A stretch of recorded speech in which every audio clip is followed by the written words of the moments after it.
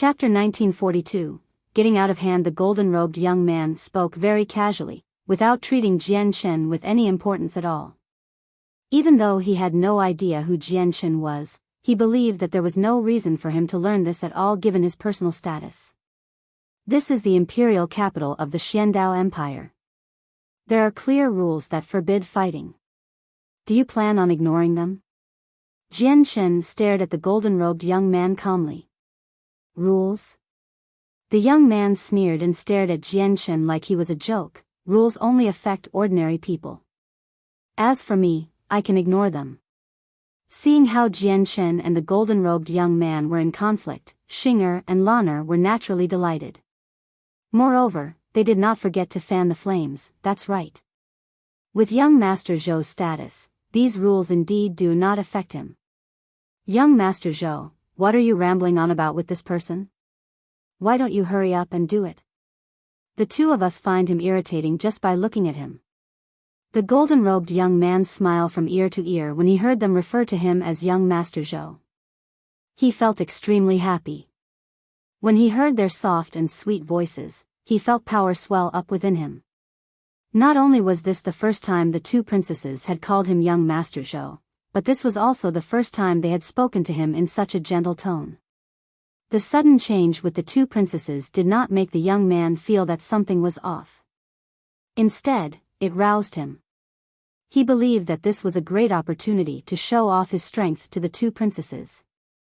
The young man suddenly grew serious as a condescending expression filled his face. He said in a voice that he believed to be very dignified, which left no room for argument, after you cripple this person's cultivation, look into his background. His crimes for offending the two princesses are so great that just crippling his cultivation isn't enough. The clan behind you has to pay a certain price as well.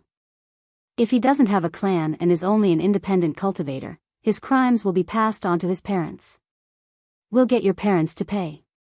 The young man spoke extremely coldly as if he controlled Jian Shen's life. He did not realize that the two princesses' personal guards had said nothing when they personally witnessed someone fight for what the princesses wanted as well. Jian Shen's face became cold in that instance when he heard that the young man wanted to touch his parents. At the same time, the people behind the young man arrived before Jian Shen. Two of them lunged at Jian Shen, while the others all took out their saint artifacts and swung them at Jian Shen's limbs without any mercy at all. One of them stabbed his sword towards Jian Shen's dantian. Xing'er and Lan'er watched on as they took things easy. They smiled as if their scheme had succeeded. They knew Jian Shen's strength and also knew that he had the support of a primordial realm expert. However, they just wanted to make trouble for him so that he would not have an easy life. Jian Shen did not even look at the people who attacked him. His gaze was locked onto the young man. He flicked his fingers a few times, and a few strands of sword qi flew out rapidly. Ding! Ding! Ding! With a series of metallic sounds, the saint artifacts in the hands of the people who attacked Jian Shen snapped at that moment. Moreover, the sword qi from Jian Shen did not disperse after destroying their saint artifacts. It continued on without weakening at all, heading towards their bodies. All the people who tried to lay their hands on Jian Shen staggered backwards as they shrieked out. Their faces became extremely pale, as they had already been heavily injured. The power from the laws of the sword wreaked havoc within them, making them all spurt blood. Jian Shen turned into a blur. He arrived beside the golden-robed young man in a single instance and grabbed him tightly by the neck. He said coldly, I only planned on giving you a small punishment originally, but you should have never, ever threatened my parents. Even if God Kings do that, I will make them pay the price. With that, there was a sudden flash of light from his hand that held the young man's neck. Sharp strands of sword qi entered the young man's body in an extremely brutal method, directly heading towards his dantian and obliterating it. The young man trembled violently. Blood spurted from his mouth like a fountain. Unfortunately, Jian Shen's hands were wrapped around his neck, so he could not make any sounds at all. Otherwise, his miserable shrieks would have probably shocked everyone already. Afterwards, Jian Shen smashed the young man's head gently before throwing him onto the streets outside like a dead dog. He did not even glance back at him. Jian Chen's strike had almost shaken the young man's soul into pieces. He directly fell unconscious. Fortunately, Jian Chen had no intentions of killing him. He had only heavily injured his soul, so it would be difficult for him to recover. His dantian was destroyed, and his soul had almost dispersed. Even if the young man managed to survive these wounds, he would basically be reduced to a cripple. After doing all that, Jian Chen acted as if nothing had happened at all. He arrived beside the spatial fantasy meteorite and stared at Xinger and Lanner. He said coldly, "I will pay 3 blocks of supreme-grade divine crystal for this piece of spatial fantasy meteorite. Do you still want it?" The 2 princesses stared at the golden-robed young man who laid on the street like mud in a daze. Using the senses of their soul, they completely understood the young man's wounds, which completely shocked them. They were no longer in the mood to fight over the spatial fantasy meteorite with Jian Chen anymore. In the end, Jian Chen purchased the spatial fantasy meteorite for an astronomical price of 3 blocks of supreme-grade divine crystal. However, Jian Chen had obtained Yaxi Lian's huge wealth. Even though 3 blocks of supreme-grade divine crystals was a huge amount, he did not feel any pain when he spent it at all. Zhou Chu has actually been crippled. Isn't this a little too vicious? After all, behind Zhou Chu is, Xinger and Lanner only looked at one another. Their faces were rather ugly. They had realized that the matter had gotten out of hand. They wanted to find trouble for Jian Chen, but they never thought he would be so vicious, directly crippling Zhou Chu. They never expected something like that. A case where deliberate injuries were caused had happened in the imperial capital. Naturally, the matter spread rapidly. In a short amount of time, the area around the young man had become packed by people who had heard of the news. Many of them stared at the young man and pointed as they discussed. "That seems like young Master Zhou Chu of the Skycloud sect. Heavens, who is bold enough to injure the young master like this?" The Skycloud sect is one of the peak sects in the Xiandao Empire. Even the imperial family must show them respect. Their status is extremely great. I heard that Zhou Chu is the descendant of one of the sect's primordial realm ancestors. Now that Zhou Chu has been beaten to a pulp, almost to the point where he's a cripple, the Skycloud sect will probably never just let this matter be. Nephew Zhou Chu. As people discussed among themselves, a cry rang out from the sky. A white-robed, middle-aged man descended as he gave off a tremendous pressure. He stared at Zhou Chu, who laid on the ground, with an ugly expression. Who did it? Who was it? Who injured nephew Zhou Chu like this? When the white-robed man checked Zhou Chu's wounds, he became utterly furious as extremely intense killing intent radiated from him. Chapter 1943, Battling Fei He. The killing intent directly caused the temperature of the surroundings to plummet as if it had become a cavern of ice. The bustling street had already become completely crowded. However, everyone shivered from the white-robed, middle-aged man's killing intent. They felt it pierce their bones, and all of them could not help but back away. Even overgods behaved like that. God King. Countless people cried out inside while their gazes towards the man became filled with angst from the bottom of their hearts as well as some envy and eagerness. God King was a cultivation level that they could only dream about. It was their life goal. Who? Who is it? Who did this? The white-robed God King was extremely furious as he bellowed out. Then, his gaze locked onto the store where Jian Chen was before long. This was because a few disciples from the Skycloud sect still laid on the ground inside. Their blood had formed pools on the ground, giving off a metallic smell. In the store, the 2 princesses behaved innocently. They looked at Jian Chen with some pleasure due to his situation before leaving the store with their guards. However, the 2 of them did not walk off. They stood nearby and observed with great interest. The white-robed God King naturally recognized the 2 of them. After glancing past the 2 of them, he glared at Jian Chen. At this moment, Jian Chen had also emerged from the store after putting the spatial fantasy meteorite away. He saw the God King's murderous gaze, but he remained completely calm and composed. Did you injure Zhou Chu? The God King's gaze was extremely terrifying. With that, the monstrous presence of a God King radiated from him, crushing down on Jian Chen like a mountain. At this moment, another powerful presence appeared. An armored, middle-aged man with a striking appearance had appeared in the air. In the distance, large squadrons of armored, Imperial Guards hurried over quickly. It's General Jin of the Imperial Guards from the Imperial capital. People cried out when the armored middle-aged man appeared. General Jin appeared there and glanced past Zhou Chu, who had basically been crippled. He immediately frowned. He deeply understood just how special Zhou Chu's status was in the Skycloud sect. Of the two primordial realm ancestors of the Skycloud sect, one of them was Zhou Chu's senior.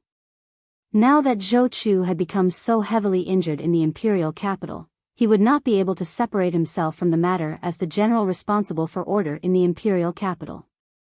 General Jin's face instantly sank.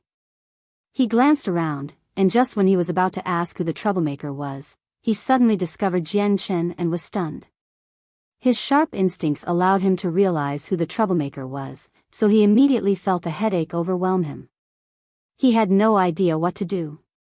The people on both sides both possessed great backgrounds. Neither of them could be offended. That's right, I injured him. Are you going to ask why I injured him? Jian Chen stared at the God King responsibly and said calmly.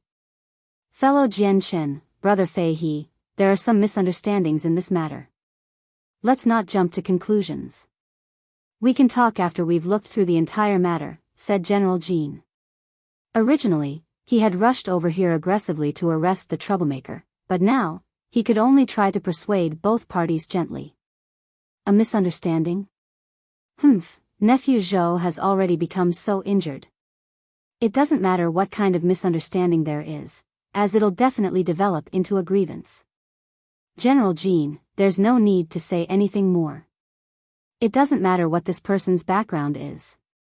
He has to pay for what he has done, the God King said coldly. It was impossible for him to not tell that Jian Chen's background was not simple from General Jin's attitude. However, they, the Skycloud sect, had truly never feared anyone before. Since you've crippled Zhou Chu, I'll cripple you as well, and then I'll take you back to the sect so that the ancestors can handle your punishment, said the white-robed God King.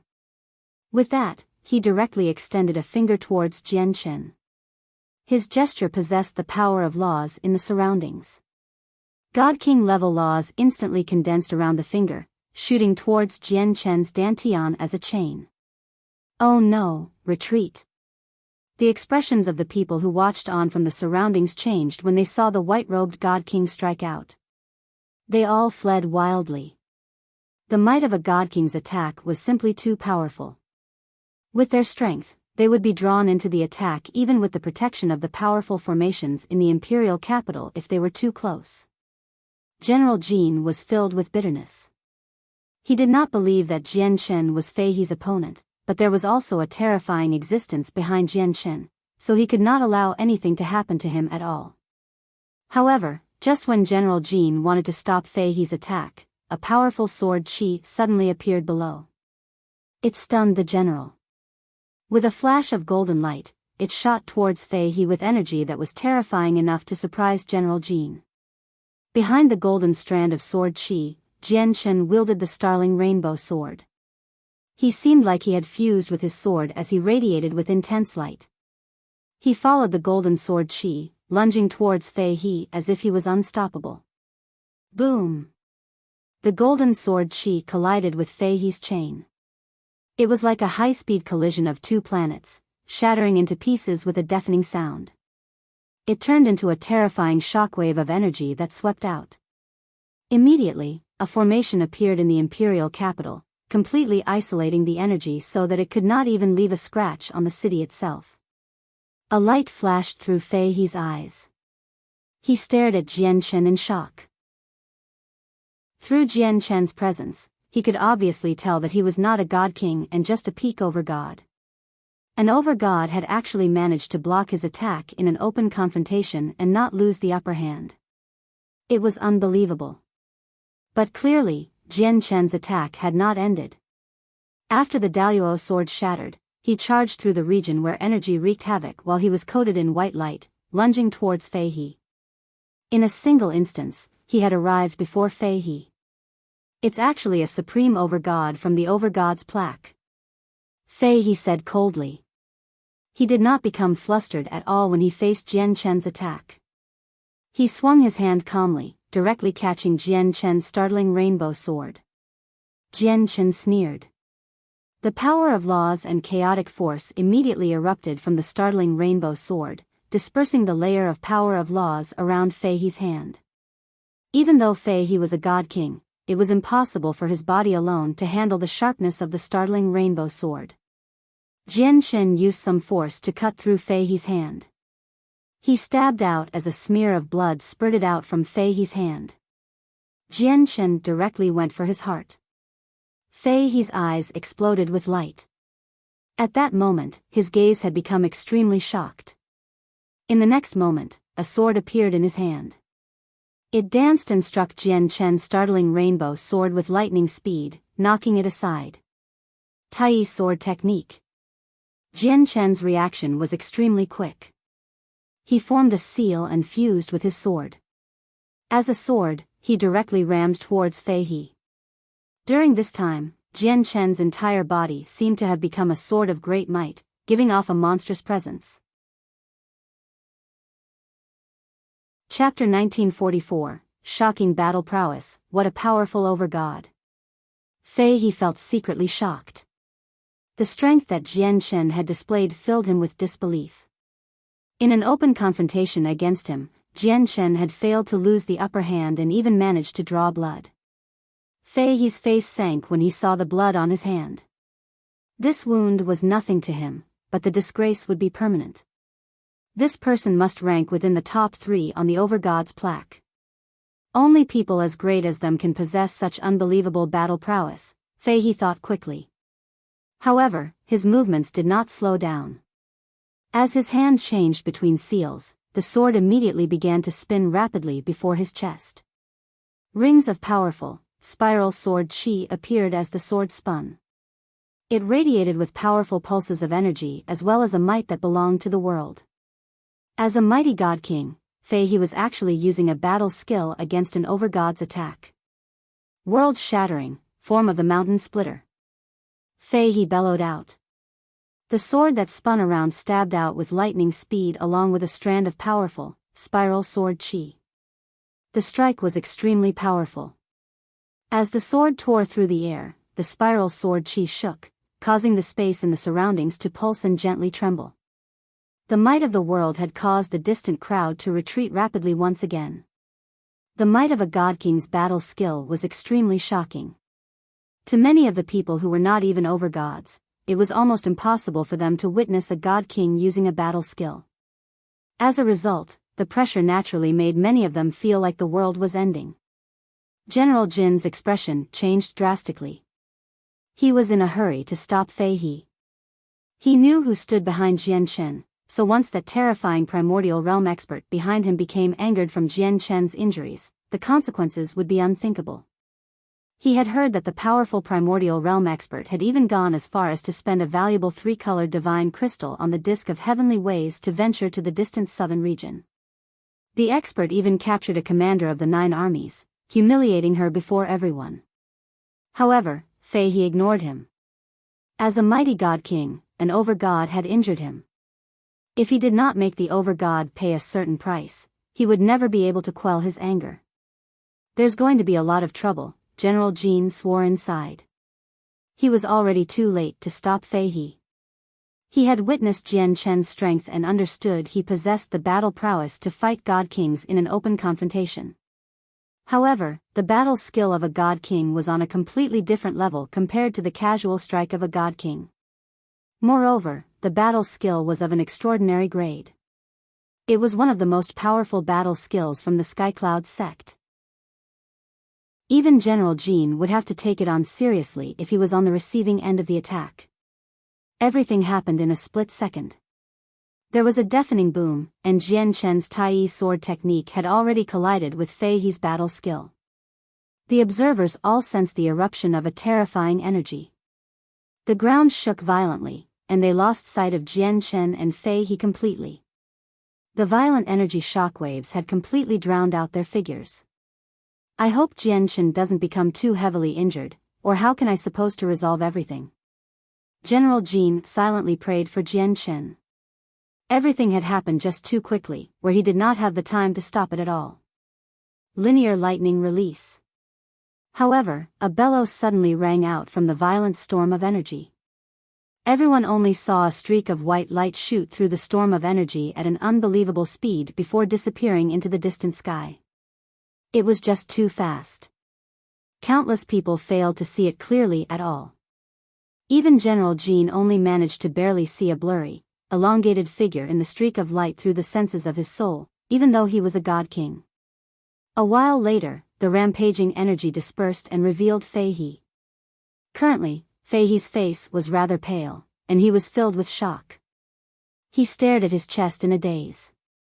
His chest had already been dyed red with blood.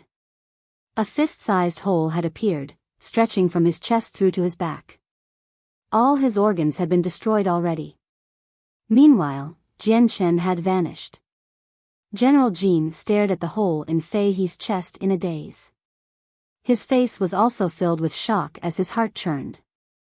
Immediately, he cast his gaze into the distance afterwards. He saw that in the direction the white light had vanished off into, Jian Chen stood on the startling rainbow sword as he traveled back towards here like a comet. He moved extremely quickly. In just a few seconds, he had returned. What happened? How did that young man suddenly run off to such a distant place? How did that young man leave? Among the countless observers, quite a few of them stated their confusion. Oh my God! Sister Lanner, look, look! Senior Fei He of the Skycloud sect has been injured. Xinger also stared at Fei He's wound in shock from nearby as she shook Lanner's arm. Lanner was also stunned. She rubbed her eyes firmly while her cherry lips were agape. She was extremely shocked. Even against an over-god who's much weaker than you must be reasonable even if you are a god king. Although over-gods are much weaker than god kings, they're not people you can just harass. Jian Chen stared at Fei He as he stood on his sword in the air. Fei He raised his head all of a sudden. He glared at Jian Chen, and there was even heavy killing intent in his gaze. He was a mighty god king, yet an over-god had injured him like this. The humiliation coupled with Jian Chen's cold tone made the shame he experienced multiply. Gradually, it turned into killing intent. Jian Chen's face remained the same when he sensed the killing intent from Fei He. He said coldly, "There is no reason for you to feel humiliated after being injured by my hands because you're not the first god king to be injured by me. Before you, I've personally killed a god king while I was injured." Fei He's eyes immediately became filled with shock when heard that. He was speechless. Even General Jin became stunned by Jian Chen's words. An over-god had actually killed a god king while he was injured. If this feat made it out, it was enough to spread across the entire Saints world. This was because it was just too shocking. In the end, Fei He shot a sharp glance at Jian Chen. He snorted coldly before leaving with Zhou Chu, who laid there like mud. This over-god strength had left him deeply shocked. He knew that even if he remained here, he probably would not be able to benefit. The matter at hand was for him to hurry back to the sect and report it to the higher-ups. Chapter 1945, Visitors from Outer Space. After Fei He left, General Jin arrived before Jian Chen. He stared at him with some lingering fear. Even though he had personally witnessed the earlier scene, he still found it difficult to accept that an over-god had actually injured a god king. To General Jin, it was like a dream, unrealistic. "Brother Jian Chen, are you fine?" General Jin asked with much concern. Even his way of referring to Jian Chen had changed. At that moment, General Jin completely treated Jian Chen as an equal. He even showed some respect. As a god king, he was insurmountable. Even in the Xiandao Empire, god kings possessed extremely great statuses and were people who possessed authority. There was no need for them to behave like this before overgods at all. However, General Jean could not help but be so polite right now. Jian Chen shook his head, expressing that all was fine. He did not recognize the armored god king before him, so after exchanging some simple pleasantries, he directly left and returned to the imperial palace. Sister Lanner, did that really just happen? That pervert is clearly only an overgod. How did he beat a god king? Xing'er said as she held Lanner's hand. Lanner sucked in a deep breath and gently patted her own chest, slowly calming herself down. She said firmly, "It's real. Sister Xing'er, we've underestimated this person. His strength is enough for him to rank amongst the top 3 on the overgod's plaque at the very least." The top 3, Xing'er immediately covered her mouth. At the same time, Tian Shuang stood in a garden within the forbidden grounds of the imperial palace as she stared in Jian Chen's direction. She sighed in amazement. I never thought this Jian Chen would be so powerful. He fought a god king as an overgod and still managed to achieve victory when the god king used his battle skill. Even though this was due to the god king's underestimation, it's not easy for an overgod to injure a god king. No wonder Sister Hao Yu values this person so much. With the battle prowess he has shown today, his future will definitely be limitless. I just wonder how he compares to the supreme overgod who ranks first on the overgod's plaque. Jian Chen paid no attention to the disturbance the battle had created. He had already returned to his temporary residence in the Xiandao Empire now. Jian Chen sat before a table in the decorated room. The table was covered with neat bottles. There are over 10,000-year god origin pills. With so many and the 8 God King level plant and monster cores from Fairy Hao Yu, I'll be able to reach the 12th layer of the chaotic body. However, the 12th layer of the chaotic body is equivalent to God King, but my current level of comprehension remains at Overgod. As a result, I have to quickly increase my comprehension of the laws of the sword, or I won't be able to reach the 12th layer, Jian Chen thought. It's just that increasing my comprehension to the major achievement of sword spirit is difficult. Back on the battlefield on the boundary of the divine kingdom of Pingtian in the southern region, a piercing smell of blood filled the air. It did not disperse no matter what, and just a single whiff of it was enough to cause people to vomit. Corpses had already formed a thick layer on the battlefield while the blood had pooled into huge lakes. The battle that had lasted for so many days had created all this, claiming countless lives. The battle continued. Several dozen god kings from both sides fought in a particularly intense battle in outer space. The tremendous shockwaves of energy in outer space could even be clearly sensed from the distant ground. Below the god kings, the overgods fought at an altitude of several tens of thousand meters. They also fought with great intensity. Many of them were already covered in blood. They had not rested at all since the battle began. Countless soldiers gathered in the fortress below, standing in formations to fend off the 10,000-man formations from the Empyrean demon cult.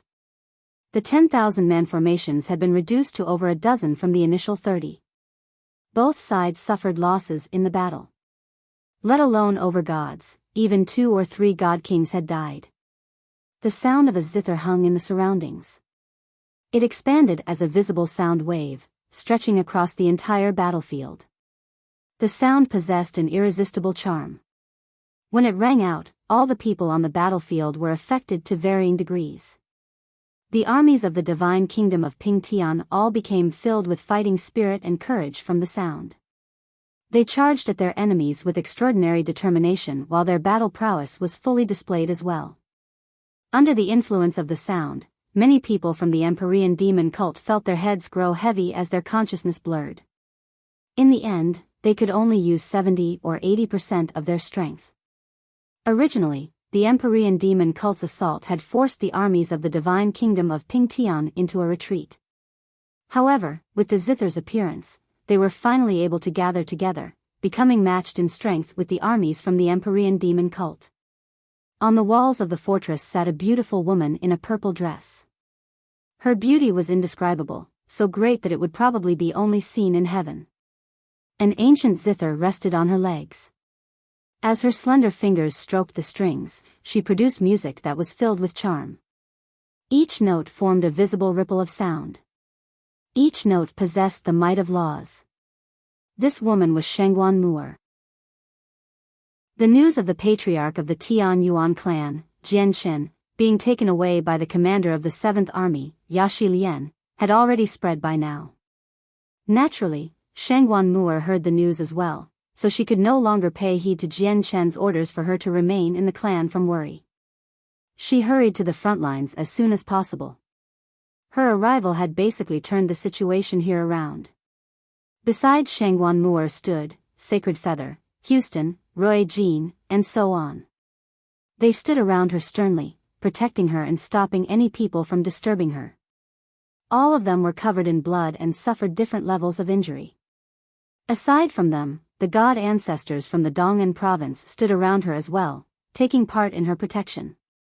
From the Empyrean demon cult, there were constantly overgods who wanted to break free from their fight and stop Shangguan Mu'er from playing her zither, but they would be completely entangled with their opponents, which made the matter impossible. The overgods on the Divine King's side naturally understood just how important Shangguan Mu'er's existence was to the battlefield below, so they all kept their opponents busy to the greatest of their ability.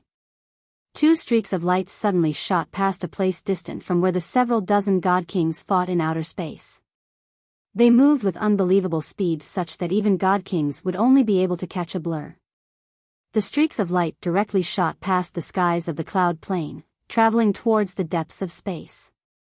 However, when the light passed by the southern region of the cloud plain, it suddenly reversed before stopping above the southern region in the end.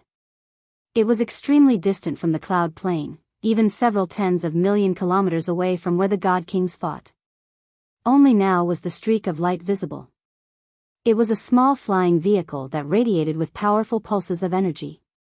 Among them was the might of the laws of the world. The flying vehicle was a god artifact. It's the 3rd ancestor zither of the demonic cry. 2 graceful, middle-aged women emerged from the flying vehicle. Celestial bodies flickered through their eyes as their gazes resonated with the laws of the world, directly piercing the distant space and locking onto Shangguan Mu'er, who was located in the fortress on the boundary of the divine kingdom of Pingtian. Shock filled their faces. Chapter 1946. The Daoist sect of divine sound. The 2 middle-aged women stared at Shangguan Mu'er from the distant outer space. Their gazes became uncertain. One of them said, "The zither of the demonic cry is a treasure bound to the 3rd ancestor's life in the past. It also symbolizes her. Now that the zither has appeared with this woman, and this woman possesses quite impressive accomplishments in the way of music, is she the reincarnation of the 3rd ancestor?" As soon as she mentioned the reincarnation of the 3rd ancestor, her face became filled with excitement. She felt very eager. The other woman stared at Shangguan Mu'er and studied her seriously. She said with an extremely firm voice, "No, she's not a reincarnation of the 3rd ancestor. She is only someone who obtained the 3rd ancestor's treasure out of coincidence. If she was really the 3rd ancestor's reincarnation, the artifact spirit of the zither of the demonic cry would have been awakened long ago. At the same time, she would have already returned to the sect." Sigh. It really isn't the reincarnation of the 3rd ancestor. Although she can use the zither of the demonic cry, she can't use a sliver of its power at all. At the same time, she only possesses a connection to the zither of the demonic cry. It has not accepted her as its master. But since she can obtain the 3rd ancestor's zither of the demonic cry, it's her fate. At the same time, she also obtained a type of approval from the zither of the demonic cry, so we should accept her into our sect. As they spoke, the 2 middle-aged women were already flying towards the fortress of the divine kingdom of Pingtian. They moved extremely quickly, crossing an extremely great distance with a single flash. They appeared before Shangguan Mu'er silently. The 2 middle-aged women just floated there.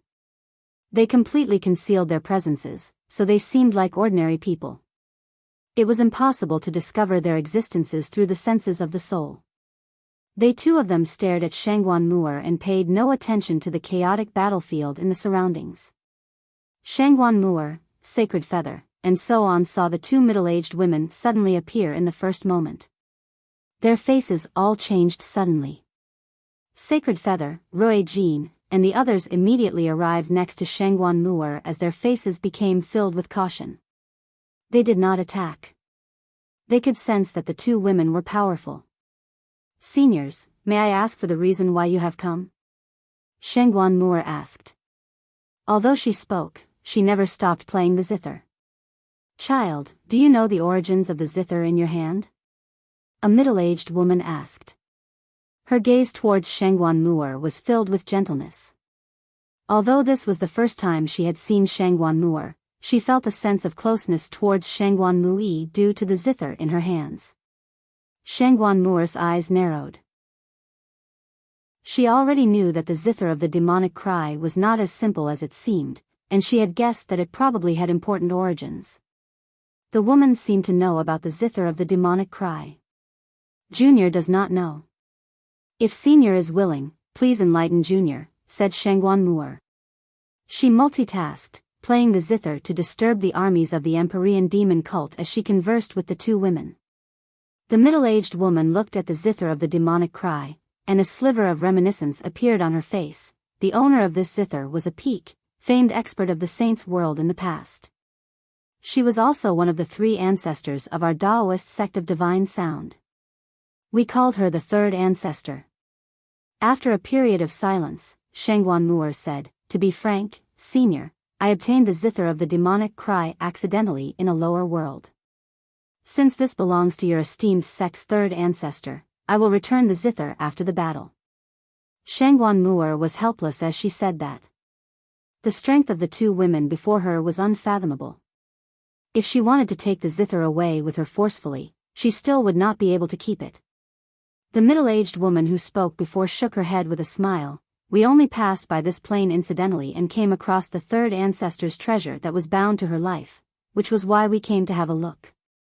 We don't want to take away the zither of the demonic cry. The zither of the demonic cry is rather special. It was nurtured for many years by the third ancestor's flame of life, so it slowly metamorphosed from an ordinary object. It holds part of the third ancestor's vital energies, so the zither of the demonic cry is similar to a saint or god artifact, yet not one. It was just that with the third ancestor's death, the zither of the demonic cry vanished. Originally, we believed it had been destroyed in that great battle. We never thought we'd come across it again today." The woman paused there and stared at Shangguan Mu'er with great interest. Then, she continued, "Since you were able to obtain this zither in the lower world, it means that fate has led you to the zither in our Taoist sect of divine sound. Even though our sect has requirements for accepting disciples that are extremely strict and require many stages of selection, you can directly join our Taoist sect of divine sound since you have obtained the third ancestor's zither of the demonic cry." At this moment, the other woman said, "Child, get ready, and you can leave with us so that we can go back to the Taoist sect of divine sound. The sect is located in the central region of the Skyfire Plain. It's extremely distant from the Cloud Plain such that you won't be able to cover the distance by yourself. That's why we have to take you with us." "No, you can't take Sister Mu'er away," Sacred Feather said firmly. "Seniors, I am currently busy with important matters, so I am unable to go to the Taoist sect of divine sound with the two seniors. Moreover, I never agreed to join," said Shangguan Mu'er. The two middle-aged women ignored Sacred Feather. They said to Shangguan Mu'er, "You obtained the third ancestor's treasure, so you must join our Taoist sect of divine sound. Moreover, it's a once-in-a-lifetime opportunity for you. And I assume you are referring to this battlefield by important matters? This is easy to deal with." With that, the middle-aged woman looked at the Divine King and the vice-leader of the Empyrean demon cult, Huayan. At this moment, the battle between Huayan and the Divine King had reached an extremely crucial point. They had discovered the arrival of the two women, but they did not become distracted at all. Their battle seemed peaceful, but it was actually extremely dangerous. "You must be the people behind the battle. It's about time you finish your game of chess," said the middle-aged woman. Her voice seemed to possess a mysterious power, turning into a ripple that engulfed the chessboard between the two of them. Boom! Suddenly, the chessboard exploded without any prior signs, immediately ripping open space as devastating energy. It directly expanded in all directions. The energy was so powerful that it was enough to cause over-gods to feel despair. Even the expressions of the god kings changed drastically. The terrifying energy had erupted after two primordial realm experts had charged it up for a very long time. Disperse. Suddenly, the middle-aged woman called out with much composure. Her voice seemed to transform into the laws of the world, directly dispersing the devastating energy. The Divine King and Huayan both retreated in horrible shape. The middle-aged woman had forcefully stopped their battle. The Divine King stood on the fortress walls as he stared at the two women sternly. He felt shocked by the power of the woman. Greetings from Huayan, vice leader of the branch on the cloud plane of the Empyrean demon cult. May I ask who the two seniors are? Huayan clasped his fist at the two women and asked calmly. The Empyrean demon cult? The two middle-aged women mumbled to themselves as they immediately frowned. Child, you can't interfere with the battles of the Empyrean demon cult. Even if you remain here with your current strength, you won't be able to turn the situation around in the end. Sure, you may be controlling it barely, but with the Empyrean demon cult's strength, getting through it won't take any effort at all. Come with us, one of the middle-aged women said to Shangguan Moor. Child, you can't interfere with the battles of the Empyrean demon cult. Even if you remain here with your current strength, you won't be able to turn the situation around in the end.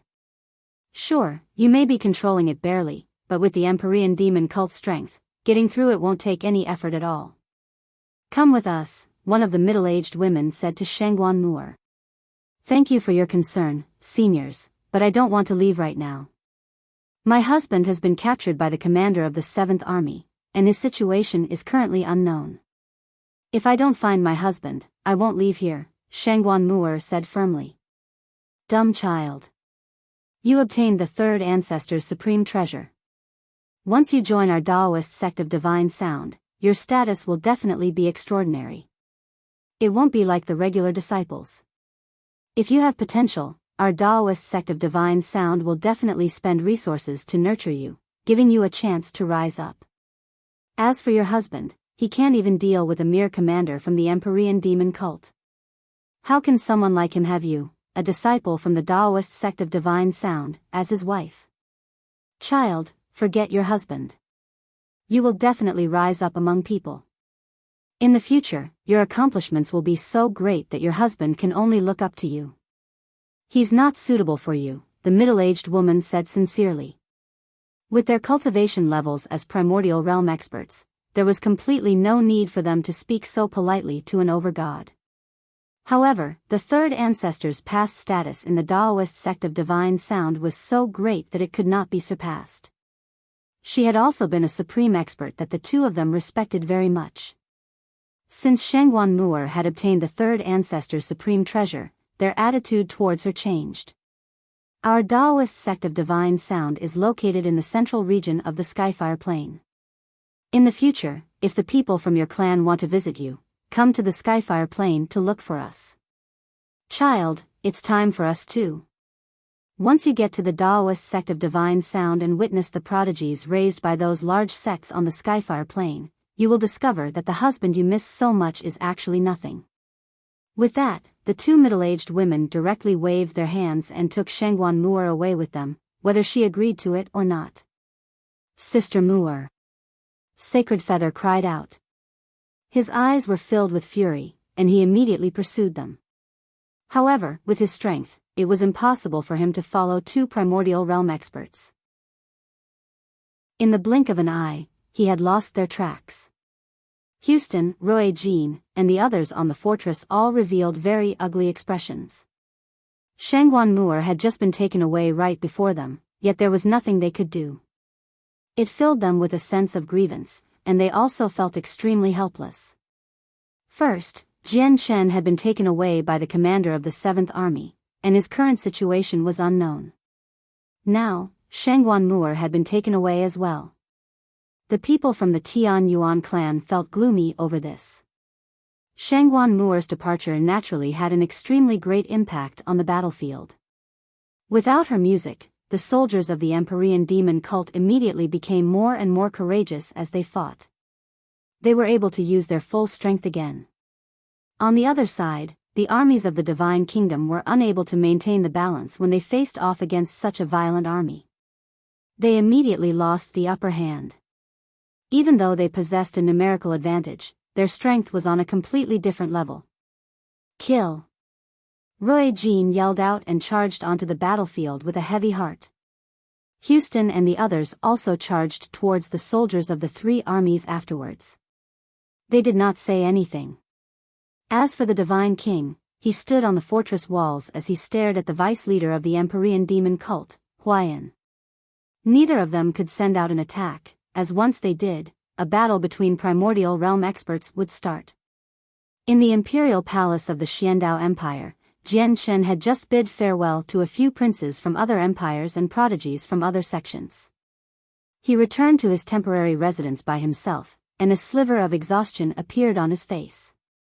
In the past few days, his battle against Fei He of the Skyclouds sect had already spread across the entire northern region, with the news of his victory included. It had raised the attention of many large organizations in the northern region. As a result, people from different places constantly visited him in the past few days.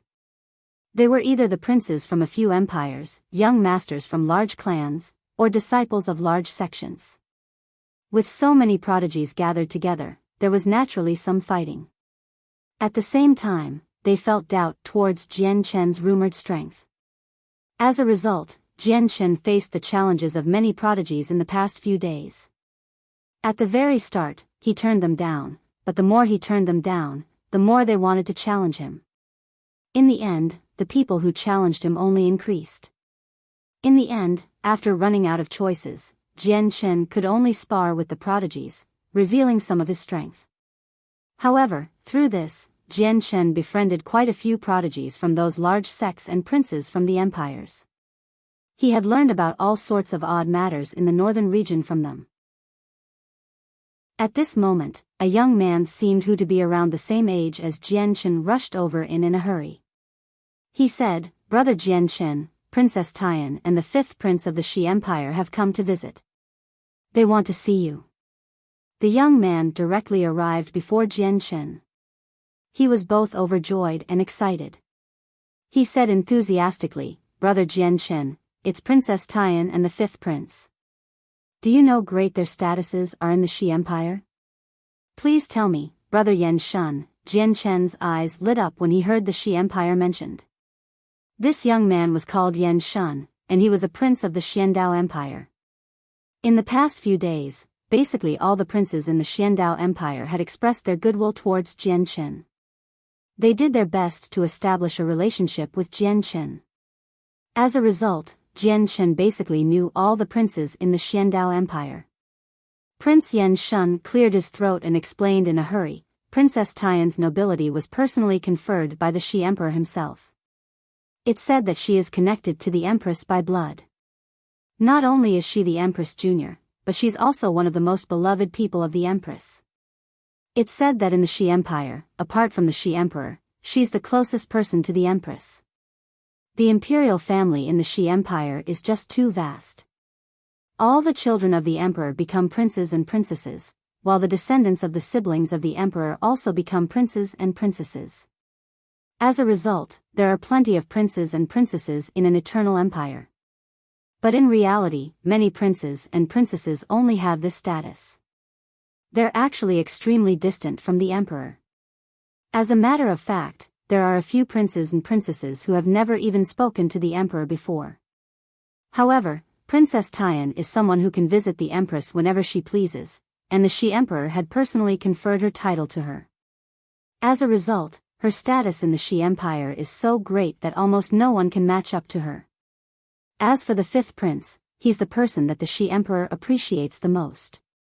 The father of the fifth emperor had the best relationship with the Shi Emperor when the Shi Emperor was still a prince. As we all know, the Shi Emperor has no children. Even though the fifth prince does not directly descend from the Shi Emperor, many people believe that the Shi Emperor is raising him as his successor from how much he appreciates him. Prince Yan Shun told Jianchen everything he knew about Princess Tian and the fifth prince. He did not put up any haughtiness as a prince before Jianchen. Brother Yan Shun, let's go then. Let's meet Princess Tian and the fifth prince as soon as possible. Jianchen's eyes shone brighter and brighter after listening to Prince Yan Shun's introduction of Princess Tian and the fifth prince. In the end, he hurried off in a manner even more urgent than Prince Yan Shun. Brother Yan Shun, let's go then. Let's meet Princess Tian and the fifth prince as soon as possible. Jianchen's eyes shone brighter and brighter after listening to Prince Yan Shun's introduction of Princess Tian and the fifth prince. In the end, he hurried off in a manner even more urgent than Prince Yan Shun. He was extremely attached to his friends and family in the southern region, except he could not leave since he was trapped in the northern region right now. Now that Princess Tian and the fifth prince who possessed great status in the Shi Empire had come to visit, Jianchen saw a sliver of hope of him leaving the northern region. Under Prince Yan Shun's lead, Jianchen passed through beautiful hall after beautiful hall before arriving in a majestic hall at the very heart of the imperial palace. Jianchen saw a male and female seated in the hall as soon as they entered. They were young and they were talking with the emperor of the Xiandao Empire leisurely. The woman possessed a beauty that was enough to outshine the moon. She was filled with a presence of nobility, making her seem divine and otherworldly. The young man seemed righteous. His eyes shone brightly, and as he spoke, he naturally revealed a somewhat dignified presence as well as a firm resolution. He seemed a little like a ruler. He vaguely possessed the presence of a ruler, like a true dragon. No wonder the Shi Emperor appreciates the fifth prince so much. If the fifth prince becomes the emperor, he'll definitely be a great, talented one. Jianchen studied the man and woman in the hall. Without any introduction, he knew that they must be Princess Tian and the fifth prince from the Shi Empire. In particular, Jianchen had gained an impression of the fifth prince from the first glance. In the past few years, Jianchen had seen quite a few princes, but it was rare for anyone to possess the fifth prince's presence. As a result, he could not help but take notice of the fifth prince. The emperor stood up and nodded at Jianchen with a smile. Afterwards, he introduced him to Princess Tian and the fifth prince, Princess Tian, this is fellow Jianchen from the southern region. The graceful Princess Tian and the imposing fifth prince immediately stood up when they heard that. They clasped their fists at Jianchen and exchanged pleasantries. You young people should talk. I'll go deal with some matters first, the emperor said to them extremely politely before leaving with Prince Yan Shun. In the blink of an eye, only Jianchen, the fifth prince, and Princess Tian remained in the majestic hall. Jianchen, there's no need for you to refer to me as the fifth prince. That'll be alienating me instead. My name is Shi Hao, so you can directly call me that, smiled the fifth prince. Afterwards, he looked at Princess Tian beside him and said, as for the Princess Tian beside me, her name is Shangyin Shuixian. Aside from being the Princess Tian of our Shi Empire, she's also the treasured daughter of the Shangyin clan. Greetings. You are welcome to just call me Shuixian. Princess Tian smiled faintly and nodded at Jianchen slightly. After mingling with quite a few princes and prodigies in the past few days, Jianchen gained a rough understanding towards the division of strength on the cloud plane. Naturally, Jianchen knew about the Shangyin clan. Although the Shangyin clan was not located in the Shi Empire, they were a famed clan in the northern region. Many ancient empires and large organizations had to show them respect. This was because the current empress of the Shi Empire came from the Shangyin clan. Afterwards, Jianchen and the fifth prince conversed freely. Clearly, the fifth prince wanted to rope in Jianchen, so he completely put down his identity as a prince of the Shi Empire. He only behaved like an ordinary friend. The fifth prince was extremely patient. Although he wanted to rope in Jianchen, he had not mentioned a single word of it. As they conversed, Princess Tian would add a little to the conversation from time to time. She asked Jianchen questions about cultivation modestly. She revealed respect and admiration for Jian Chen through both her tone and expression. "Shi Hao, Lady Shui Xian, I'll be honest. I have extremely important matters that require me to rush back to the southern region as soon as possible, but the entire northern region is currently sealed by the Shi Emperor. I was wondering if you had any methods for me to get back to the southern region as soon as possible." Jian Chen finally mentioned his main intentions after talking for several hours. The fifth prince and Princess Tian frowned when they heard that. After a moment of thought, the fifth prince said, "Jian Chen, this matter is rather troublesome. If it was any other time, I can easily let you use the regional teleportation formation at our Shi Empire. Even if the regional teleportation formation at the Shi Empire is unavailable, I believe I'll be able to borrow the teleportation formations in the ancient empires and some large organizations with my prestige.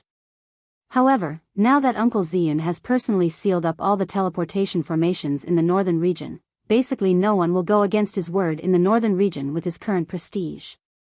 It's impossible for the ancient empires to be bold enough to use their teleportation formations, and even the teleportation formation at our Shi Empire has been closed as well. You can only use it if you gain the approval of Uncle Ziyun or the ancestral emperors."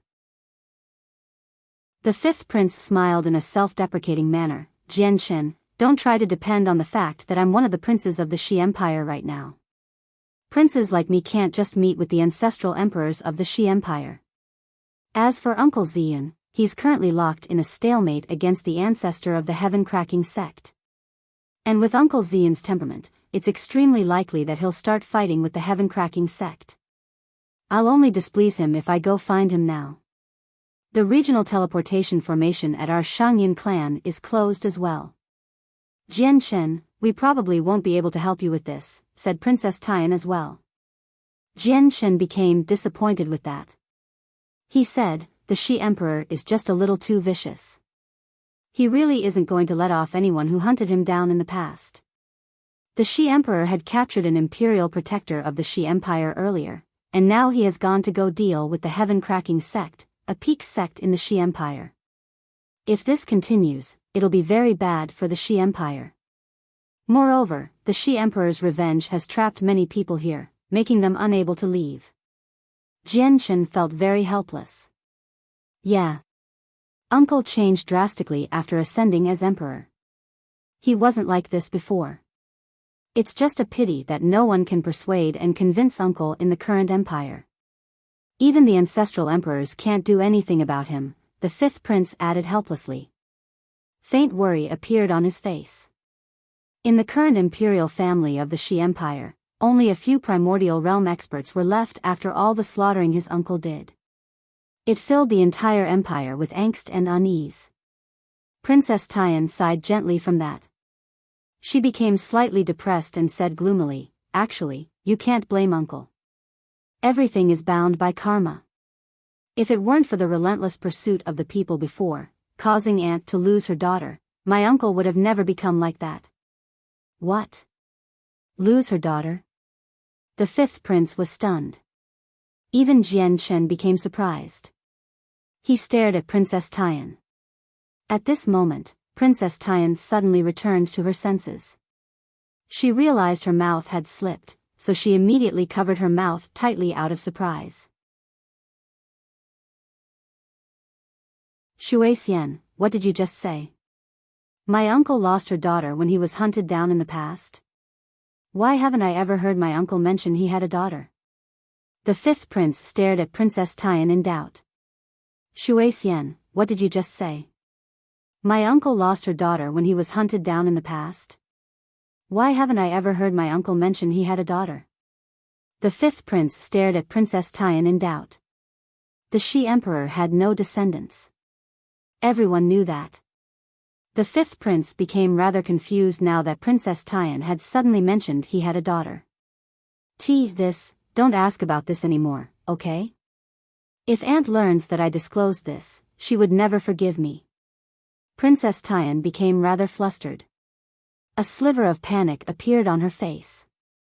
She knew extremely well just how great of a mistake she had made by accidentally disclosing this secret.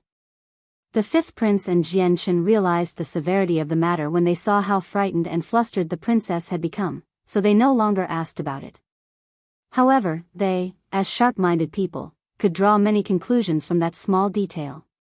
Jianchen, Shihao, don't tell this to anyone else, okay? This is one of the greatest secrets in the empire. There aren't many who know. Princess Tian was no longer able to remain as composed as before. Panic filled her face as she pleaded to Jianchen and Shihao. Don't worry. Shui Xian will never tell anyone about this. Right, Jianchen? The fifth prince swore. Jianchen nodded as well, promising to not disclose the secret. Princess Tian was no longer in the mood to stay in the Xiandao Empire anymore after this had happened. She bid farewell to Jianchen in a hurry before leaving uneasily. With Princess Tian's departure, the fifth prince naturally did not stay behind all by himself. He gave Jianchen a jade talisman as a method of contact before leaving the empire as well. The fifth prince was extremely clever. He knew that the chances of roping in a supreme prodigy like Jianchen were almost non-existent, so he did not dare to mention the matter at all before Jianchen. He only wanted to establish a friendship. If they could become friends, everything would become far easier. Jianchen accompanied the prince and princess out of the imperial capital before returning to his residence. He thought about how the Shi Emperor possessed a daughter. I never thought the Shi Emperor was only taking revenge for his daughter by killing off so many primordial realm experts. When is this vengeance going to end, so I can return to the southern region sooner? Jianchen thought. He sat in his residence as he felt very worried. However, Jianchen's body suddenly jolted at this moment. A rather unbelievable thought had suddenly crossed his mind. He immediately thought it through and analyzed the matter quickly. Right now, basically no one in the Shi Empire knows that the Shi Emperor and his wife had a child. Even the authoritative imperial protectors of the Shi Emperor don't know. Then it's certain that the Empress did not fall pregnant in the Shi Empire. Otherwise, it would be impossible to hide it. It would have become public knowledge long ago. As a result, the Empress' pregnancy probably happened when they were being hunted down. It has been over 2,000 years since then. Also 2,000 years ago, the patriarch of the Mo clan picked up an infant girl outside and she possessed a jade pendant with the words, Shiyu on her, with nothing else. I've seen this pendant. It's made from extremely tough material and is extraordinary. Even I would not have been able to damage it at all in the past. As a result, the person who managed to carve words into the pendant must have been extremely powerful. The time matches, the surname matches, and the gender matches as well. Surely Shiyu isn't. Immediately, Jianchen felt extremely surprised when he thought up to there. He felt disbelief. After hesitating slightly, Jianchen suddenly turned towards the direction in which Princess Tian and the fifth prince had left. He chased after them with his full speed. Outside the imperial capital, a luxurious carriage and 9 exotic beasts towed quickly shot through the air. Several dozen guards with powerful presences stood close to the carriage. The leader was a god king. Princess Tian and the fifth prince currently sat in there. Shui Xian, can you tell me everything in detail? Since when did my uncle have a daughter? Why don't I know about it? The fifth prince asked out of curiosity. The luxurious carriage was also a treasure that had an extremely great defense. It was covered in formations, so it was impossible to eavesdrop on any conversations happening inside. I need to start from when my uncle and aunt were being hunted down by people. Back then, when they were being hunted down, the Empress accidentally discovered that she was pregnant. After giving birth to the child, my aunt made up her mind to abandon her, as she was out of choices and was unable to protect her newly born daughter. She hoped this could allow her daughter to survive, Princess Tian said slowly. Is that the case? I never thought that I, Shihao, would actually have a younger sister. What about afterwards? What happened to my sister? Is there any news? The fifth prince was greatly surprised before questioning in concern. Princess Tian shook her head. Her face was gloomy. The pursuit had forced aunt and uncle to extremely dire straits. They fled across the entire cloud plain, where they were so heavily injured that they almost lost their lives many times. The situation was so dangerous that they did not even know where they had abandoned their daughter. They don't know about her situation right now. It's just that after Uncle became the emperor, he offended far too many people for his revenge, so they never dared to make the fact that they had a daughter public. They were afraid that their enemies would find their daughter first. As a result, they could only send trusted subordinates to scour the entire Cloud Plain secretly. However, it has been so many years, and there's still no news. Princess Tian looked at Shihao after speaking up to their. She said, "Shihao, you understand how important this matter is, right? You can't tell anyone about it." Shihao nodded sternly. "Shuixian, I understand. I never thought there would be a secret side to the story of why my uncle changed so much and became so merciless. Now, I don't feel like my uncle has gone overboard at all." At this moment, a guard's voice rang out from outside. "Fifth Prince, Princess Tian, Jian Chen has come running. He says he wants to see Princess Tian due to something important." Jian Chen has come running? What does he want to do? The fifth prince and Princess Tian were doubtful. Very soon, the carriage came to a halt and the prince and princess dismounted. They hovered in the air as they stared at Jian Chen, who had come running after them. Jian Chen clasped his fist towards the fifth prince before telling the princess, "Princess Tian, can we step aside to talk about something?" The princess nodded before immediately flying to somewhere far away with Jian Chen. The fifth prince stood with his arms crossed. He stared at them from afar and was filled with doubt. He mumbled to himself, "That's strange. Jian Chen is suddenly looking for Shuixian. Why?" In the distance, Jian Chen cast down a barrier that isolated sound before taking out an embroidered box from his space ring. He said sternly, "Princess Tian, there's something I must request you to do for me. Please directly give this box to the Empress or the Shi Emperor." Princess Tian accepted the box curiously. She examined it in her left hand and asked in confusion, "Jian Chen, what is this?"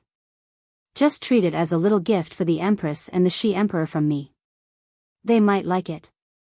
However, you must get the Empress or the Shi Emperor to personally see what is inside," Jian Chen said extremely solemnly, as if he was telling her to do something extremely important. "Okay, I'll personally deliver it to aunt and uncle," said the princess before returning to her carriage and leaving with the fifth prince. Jian Chen did not leave. He hovered in the sky as he stared in the direction that the carriage had disappeared off to. He thought, although I also crafted that pendant on a whim, both the appearance and engravings are exactly the same as the pendant I saw from Shiyu, apart from the fact that the material is nothing special. If Shiyu really is the lost daughter of the Shi Emperor, they'll naturally recognize it once they see the pendant. If not, there's nothing for me to lose. It's not like the Shi Emperor and the Empress will be offended. In the next few days, the number of people who visited Jian Chen decreased. It gave Jian Chen a few days of peace. In the next few days, the number of people who visited Jian Chen decreased. It gave Jian Chen a few days of peace. However, during that time, the emperor of the Xiandao Empire had come looking for Jian Chen. He wanted to propose an engagement with Jian Chen, where his two daughters, Xing'er and Lan'er, would be engaged to Jian Chen. Naturally, Jian Chen objected this matter, turning him down without any hesitation at all. Even though he had learnt that the two princesses possessed special constitutions from Fairy Hao Yu, he had no such intentions. Aside from that, the Skycloud sect, one of the peak sects of the Xiandao Empire, had sent a god king to the imperial palace. He did not come asking for an explanation from when Jian Chen injured Zhou Chu and Fei He. Instead, he brought rich gifts and expressed his most sincere apologies, wishing to clean the slate between Jian Chen and the sect. Jian Chen understood that this was all because Fairy Hao Yu supported him, resulting in a deterrence, which was why the Skycloud sect was so willing to bow down. There were no great, irresolvable grievances between him and the Skycloud sect. He did not have any intentions of becoming their enemy either, so Jian Chen happily accepted the apology. Two other matters that shook up the entire northern region happened during this time. The first matter was that the first, second, and third armies of the Empyrean demon cult had created a huge massacre near the edge of the northern region in their attack, which directly infuriated the Empress of the Shi Empire. The Empress set out personally and single-handedly killed her way over, heavily injuring the vice leader who watched over the armies in the northern region. With that, the movements of the Empyrean demon cult came to a temporary halt in the northern region. The second matter was even more shocking.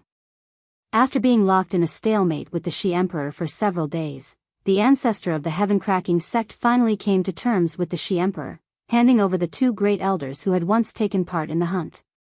The news that the heaven-cracking sect had come to terms created a huge shockwave among the various powerful organizations in the northern region. They were all astounded. The heaven-cracking sect also possessed a chaotic prime. Even the imperial family of the Shi Empire had to treat them with respect at other times. However, the ancestor of the heaven-cracking sect actually chose to give in to the Shi Emperor's forceful demands, handing over his two infinite prime great elders. The entire heaven-cracking sect only possessed 3 great elders. No one dares to refuse the Shi Emperor with his might. The Shi Emperor's prestige became even greater after this. People praising the Shi Emperor could be heard everywhere in the northern region. The matter between the Shi Emperor and the heaven-cracking sect has finally come to a conclusion. I hope the seal over the northern region will be released soon. Jianchen sat in the imperial palace as he stared at the tremendous formation in the sky. He was secretly eager. I've completely refined the poison in these plant cores and monster cores. At this moment, Jianchen heard Fairy Hao Yu's voice. She walked over slowly in a white dress and said, "It's best if you don't reveal them in the southern region. Behind them is a prince of the Blood Sun Empire." The status of the Blood Sun Empire in the southern region is equivalent to the Shi Empire in the northern region. You know what the consequences are. Jianchen accepted the plant cores and monster cores from Fairy Hao Yu. They were all fist-sized and had become transparent after the poison within them had been refined. He could even vaguely see pure, powerful energy slowly move about. It was extremely lively. Fairy Hao Yu raised her head towards the sky. She stared at the barrier of light that sealed the entire northern region and said, "Since the matter between the Shi Emperor and the heaven-cracking sect has reached a conclusion, this seal shouldn't last for too long. Tomorrow, some people from the Xiandao Empire will be moving against a large sect that they have grievances with. Once I complete this deal with the Xiandao Empire, I will probably leave the Cloud Plain and return to the Moon God Hall." Fairy Hao Yu struggled to remain calm when she mentioned the Moon God Hall. Her feelings fluctuated slightly. It has been so many years. I wonder how the Moon God Hall is right now.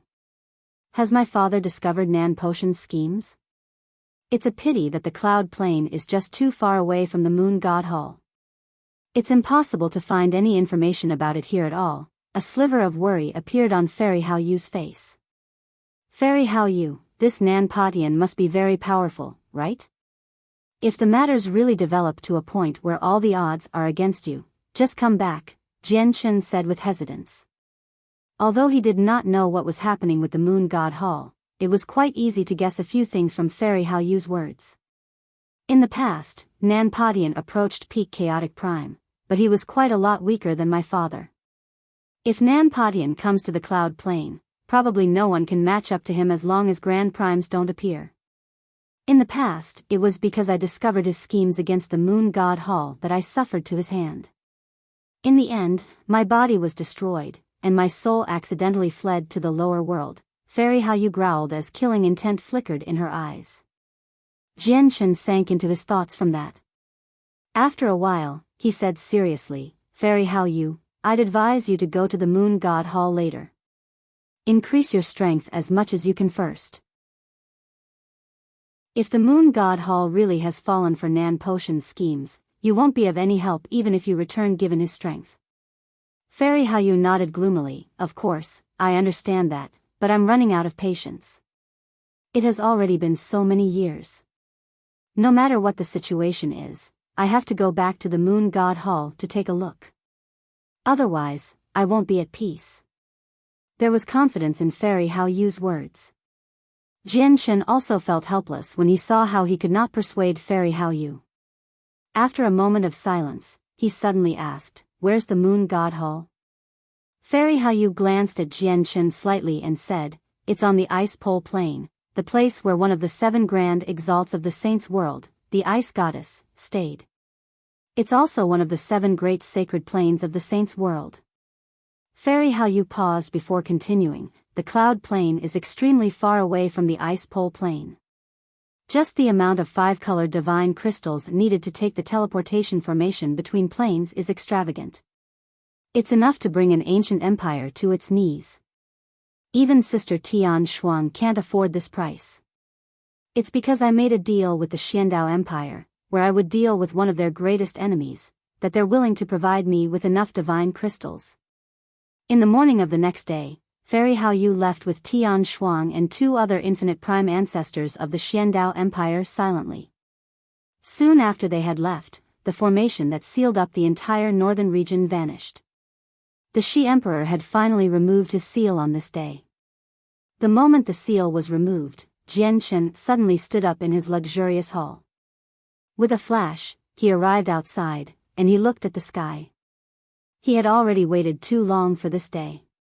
Fantastic.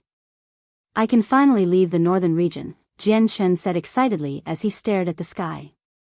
Without hesitating at all, he immediately went to find the Emperor, wanting to leave through the teleportation formation of the Xiandao Empire. He was already filled with worry. Now that the seal was removed, he did not even have the time to bid farewell to Fairy Hao Yu. He wanted to return to the southern region as soon as possible. I wonder if Princess Tian has given the box to the Empress or the Shi Emperor. However, I'm not certain whether Shi Yu is actually their daughter or not. It's just my guess. However, I clearly can't just wait here for the outcome of an unlikely guess. If she isn't their daughter, waiting here is just wasting time. It's throwing everyone from the Tian Yuan clan into danger. If she is, the Shi Emperor will definitely come to the southern region given his love for his daughter. As Jian Shen thought through this, he had already met up with the Emperor successfully. With Jian Shen's status in the Xiandao Empire, borrowing the teleportation formation was naturally nothing. Although he had turned down the Emperor's engagement, the Emperor's enthusiasm towards Jian Shen remained the same. He personally took Jian Shen to the teleportation formation in the Imperial Palace, allowing Jian Shen to use it for free despite the high cost of activating it. With Jian Shen's status in the Xiandao Empire, borrowing the teleportation formation was naturally nothing. Although he had turned down the Emperor's engagement, the Emperor's enthusiasm towards Jian Shen remained the same. He personally took Jian Shen to the teleportation formation in the Imperial Palace, allowing Jian Shen to use it for free despite the high cost of activating it. After stating the position, the teleportation formation immediately activated. With a powerful force, Jian Shen, who stood in the teleportation formation, directly vanished. In the prosperous imperial capital of the Heavenly Moon Empire, the city of Sun and Moon, the streets were bustling as noises and shouts rang out. Smartly dressed officials or high-ranking members of organizations moved along the bustling streets with simply dressed cultivators. Endless stores filled the 2 sides of the streets and were crowded with people. As an ancient empire that was on the same level as the Xiandao Empire, the Heavenly Moon Empire naturally possessed an imperial capital that was no less impressive than the one in the Xiandao Empire. A few people with quite some status in the southern region gathered here. In the center of the city of Sun and Moon was a castle-like structure. People gathered in there in groups of 3s and 2s. Nearby, 4 extremely profound teleportation formations were carved into the ground. 2 of the teleportations were relatively smaller. They were roughly 10 meters in diameter. As for the other 2 teleportation formations, they were larger, a total of 30 meters wide. Not only were the pulses of energy that they gave off stronger, but the inscriptions were also more complicated and profound. All the people in the castle handed over different sums of divine crystals to an old man there before jumping onto the teleportation formation that was only 10 meters wide and leaving. The second teleportation formation of the same size would flicker with white light from time to time. Each time the white light dispersed, groups of people of varying sizes would appear. One was an entrance, while the other was an exit. Compared to the two 10-meter-wide formations, the two other formations were much more desolate. They would not be used even over several months. However, at this moment, one of the 30-meter-wide formations suddenly emitted a pulse of powerful energy. The energy was so powerful that it was several times greater than the two 10-meter-wide formations. The regional teleportation formation is responding. Someone is coming from another region. The regional teleportation formation is only used once every several years. It costs an astronomical amount of divine crystals every time. I wonder which great person has come from the other regions. For a time, the people in the surroundings all looked towards the teleportation formation as they discussed softly. Under everyone's attention, a young man who only seemed to be in his 20s appeared in the teleportation formation. He wore white robes, and he concealed his presence. As a result, he seemed like an ordinary person. However, his resolute, handsome face possessed some coldness such that his ordinary eyes made many people present feel a frightening pressure. This person must be an expert. Many people secretly commented around the teleportation formation. Their gazes were filled with envy and respect. To no surprise, the young man was Jian Chen. Jian Chen did not stick around for long. Once he left the teleportation formation, he made his way outside the castle. He purchased a map in the imperial capital and hurried off after gaining his bearings. He did not waste any time at all. When he had chosen a path of retreat for the Tian Yuan clan before, he had cast down a teleportation formation in the Heavenly Moon Empire. However, the teleportation formation was extremely distant from the imperial capital of the Heavenly Moon Empire. As a result, he needed to hurry to where he had initially cast down the formation. Only then could he return to the divine kingdom of Pingtian in the shortest amount of time possible. As the ruler of the Dong'an province, the Tian Yuan clan was clearly rather lethargic. A stifling atmosphere loomed over Tian Yuan clan. This was because the patriarch who supported the clan had already vanished for many days. His situation was still unknown. Jian Shen was everything to the Tian Yuan clan. Even though the clan possessed other overgods, they were nowhere near close to replacing Jian Chen. As a result, Jian Chen's disappearance had affected the clan greatly. I hope that the patriarch can return safely. The Tian Yuan clan can't afford to lose Patriarch Jian Chen. At this moment, Mo Ling, Ando Fu, and the former patriarch of the Mo clan, Mo Xingfeng, gathered together. Their faces were all filled with worry. Mo Xingfeng had now become a god after receiving a large number of resources from the Tian Yuan clan, becoming an elder of the Tian Yuan clan. Right at this moment, their faces froze. Their eyes widened as they stared ahead in surprise. The white-clothed Jian Chen slowly made his way out of the forbidden grounds. Patriarch? The three of them cried out in disbelief. At that moment, the three of them were completely puzzled. As everyone knew, the patriarch of the Tian Yuan clan had been captured by the commander of the 7th Army, Yashi Lian. There was no news regarding his situation apart from that. But now, the patriarch, who was rumored to be captured by Yashi Lian, had just emerged from the forbidden grounds in perfect condition. The three of them found this rather difficult to understand. What's the situation at the front lines? Are Sacred Feather and the others fine? Jian Chen asked rather nervously with a stern face. He was afraid that something he did not wish to see had happened during the time he was away.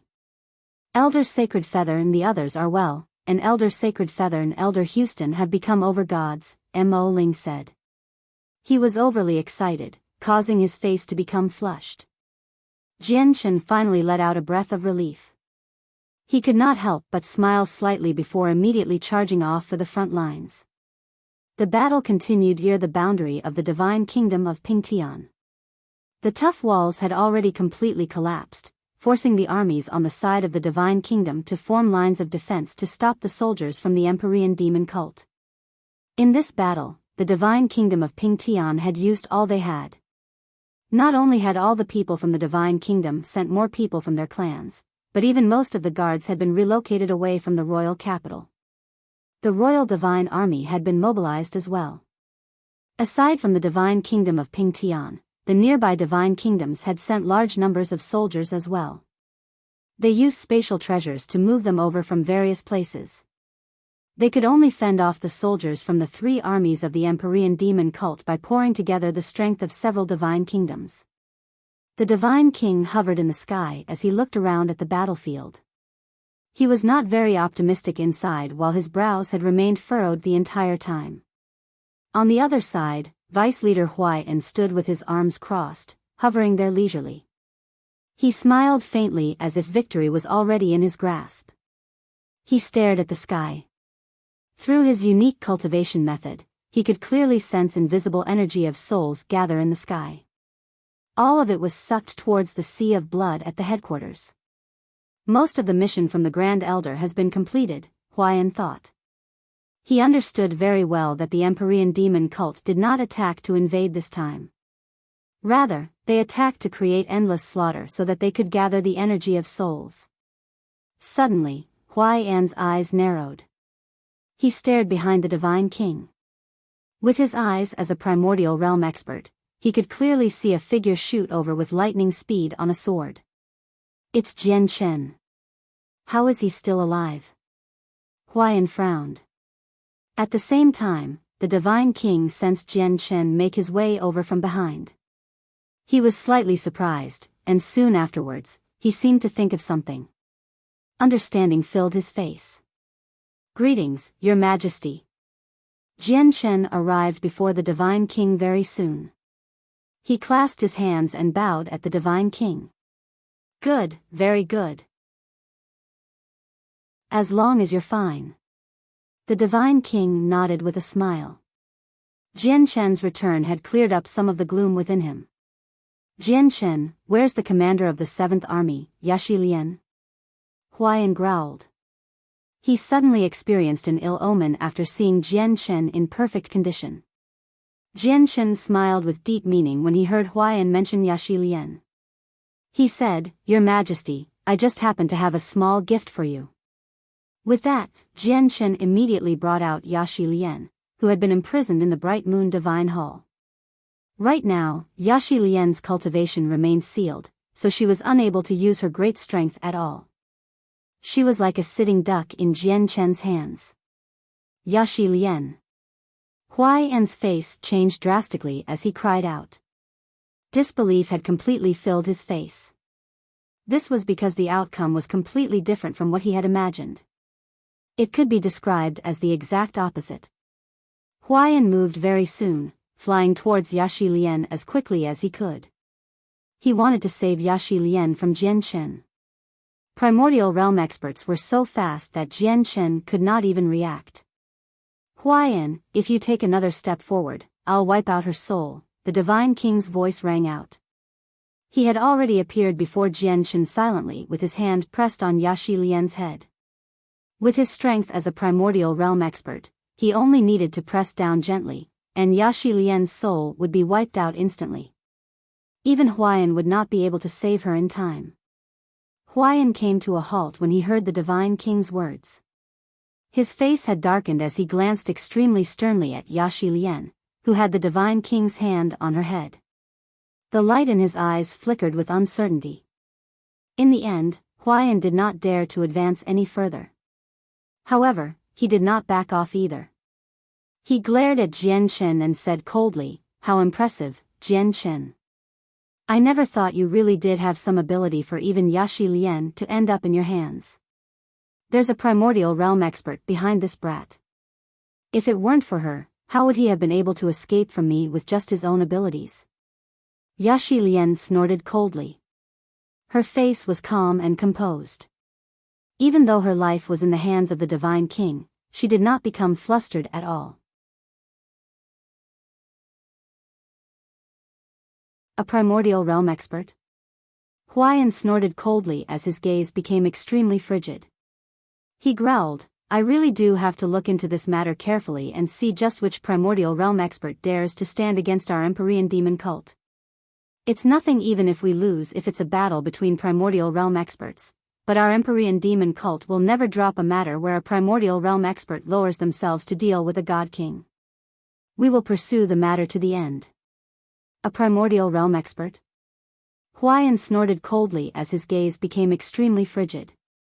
He growled, I really do have to look into this matter carefully and see just which primordial realm expert dares to stand against our Empyrean demon cult.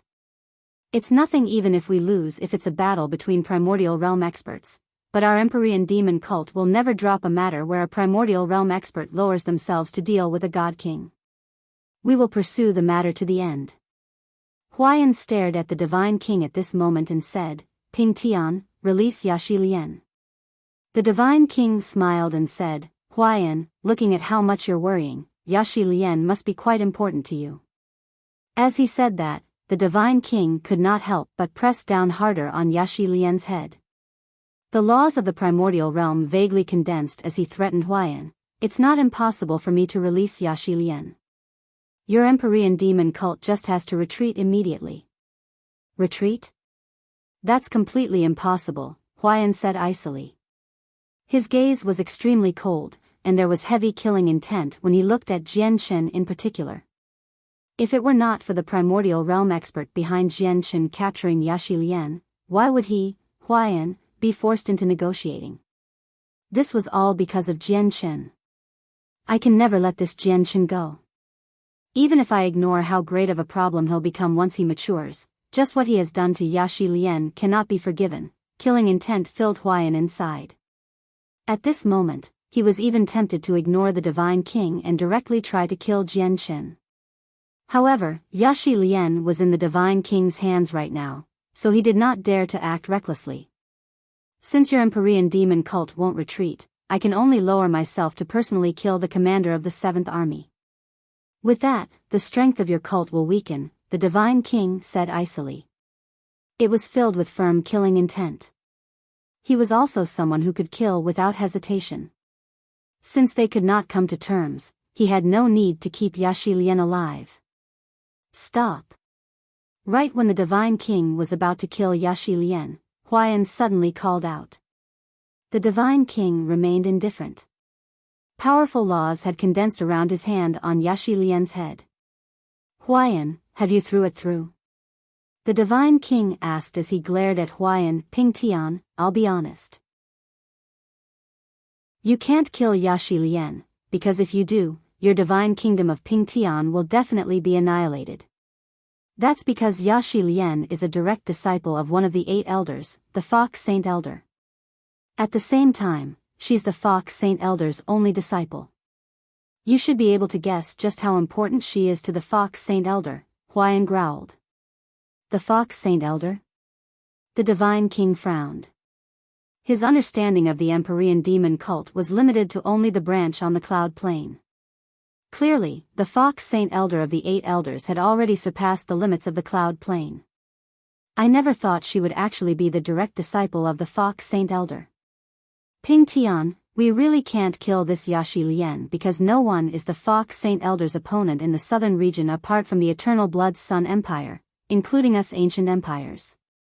At this moment, an ancient voice suddenly boomed out in the divine king's head. The divine king knew who the voice came from. He was a primordial realm ancestor of the imperial family of the Heavenly Moon Empire. He remained with the imperial family. Thanks to his powerful soul, he was able to communicate with him from so far away. The divine king thought quickly and said to Huayan, so what if she's the direct disciple of the Fox Saint Elder? There will be losses when the 2 armies clash. If the Fox Saint Elder really is bold enough to come, do you think the Blood Sun Empire will just stand by? Getting me to release her for nothing is impossible. Huayan became uneasy.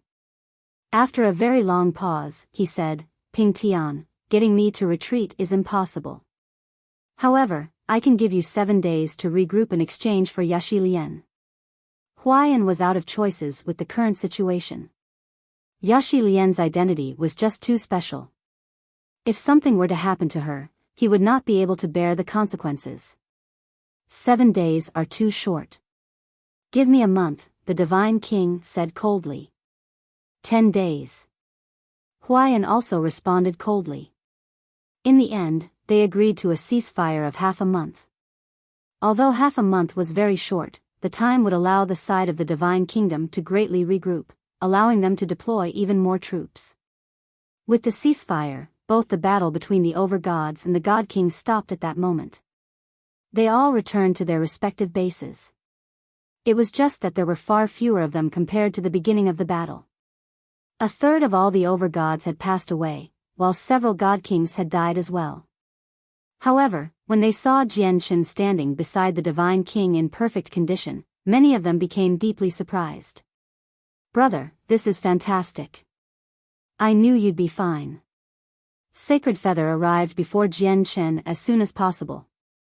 There was excitement and joy on his face that he struggled to hide. Right now, Sacred Feather was covered in blood. There were many vicious and horrifying wounds on him. Behind him, Houston, Rui Jin, Hong Lian, and He Yu all let out a breath in relief when they discovered that Jianchen had returned safely. They all smiled from the bottom of their hearts. They were also injured to varying degrees. He Yu was the most heavily injured out of all of them. Let's go back first. Without talking too much, Jianchen vanished into the fortress with them. There was a military base within the fortress, and at the center of it stood several divine halls. Each divine hall represented a major organization. The Divine King had also placed a divine hall here for the Divine Kingdom of Pingtian as a place where his people could rest. Jianchen directly took Sacred Feather and the others into the divine hall. They directly made their way to a secret room.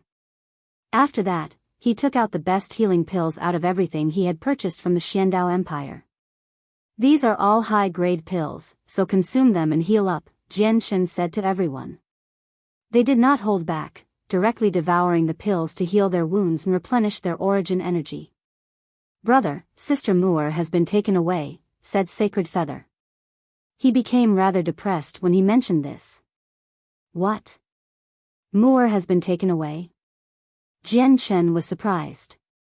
His eyes shone with a shocking light as a powerful presence emanated from his body. What happened? Who took Moor away? It's a sect called the Taoist Sect of Divine Sound. Everyone explained everything that had happened in a few sentences. The Skyfire Plane, the Taoist Sect of Divine Sound, Jianchen murmured. Instead, he calmed down after learning about this matter. Then, he raised his head and stared at the ceiling of the secret room quietly. His gaze seemed to be able to penetrate all, reaching into outer space. He seemed to see the distant Skyfire plane that he had never even heard about. Moor, I will come looking for you. That day won't be too far away, Jianchen secretly made up his mind. Jianchen took out a few high-quality saint artifacts and 3 supreme-quality saint artifacts afterwards for everyone to choose from. He had also purchased these saint artifacts from the imperial capital of the Xiandao Empire. There were saint artifacts for both offense and defense. The Empyrean Demon Orb can attack and defend. It's enough for me, said Houston. He only took some healing pills. These items don't suit me, said Sacred Feather.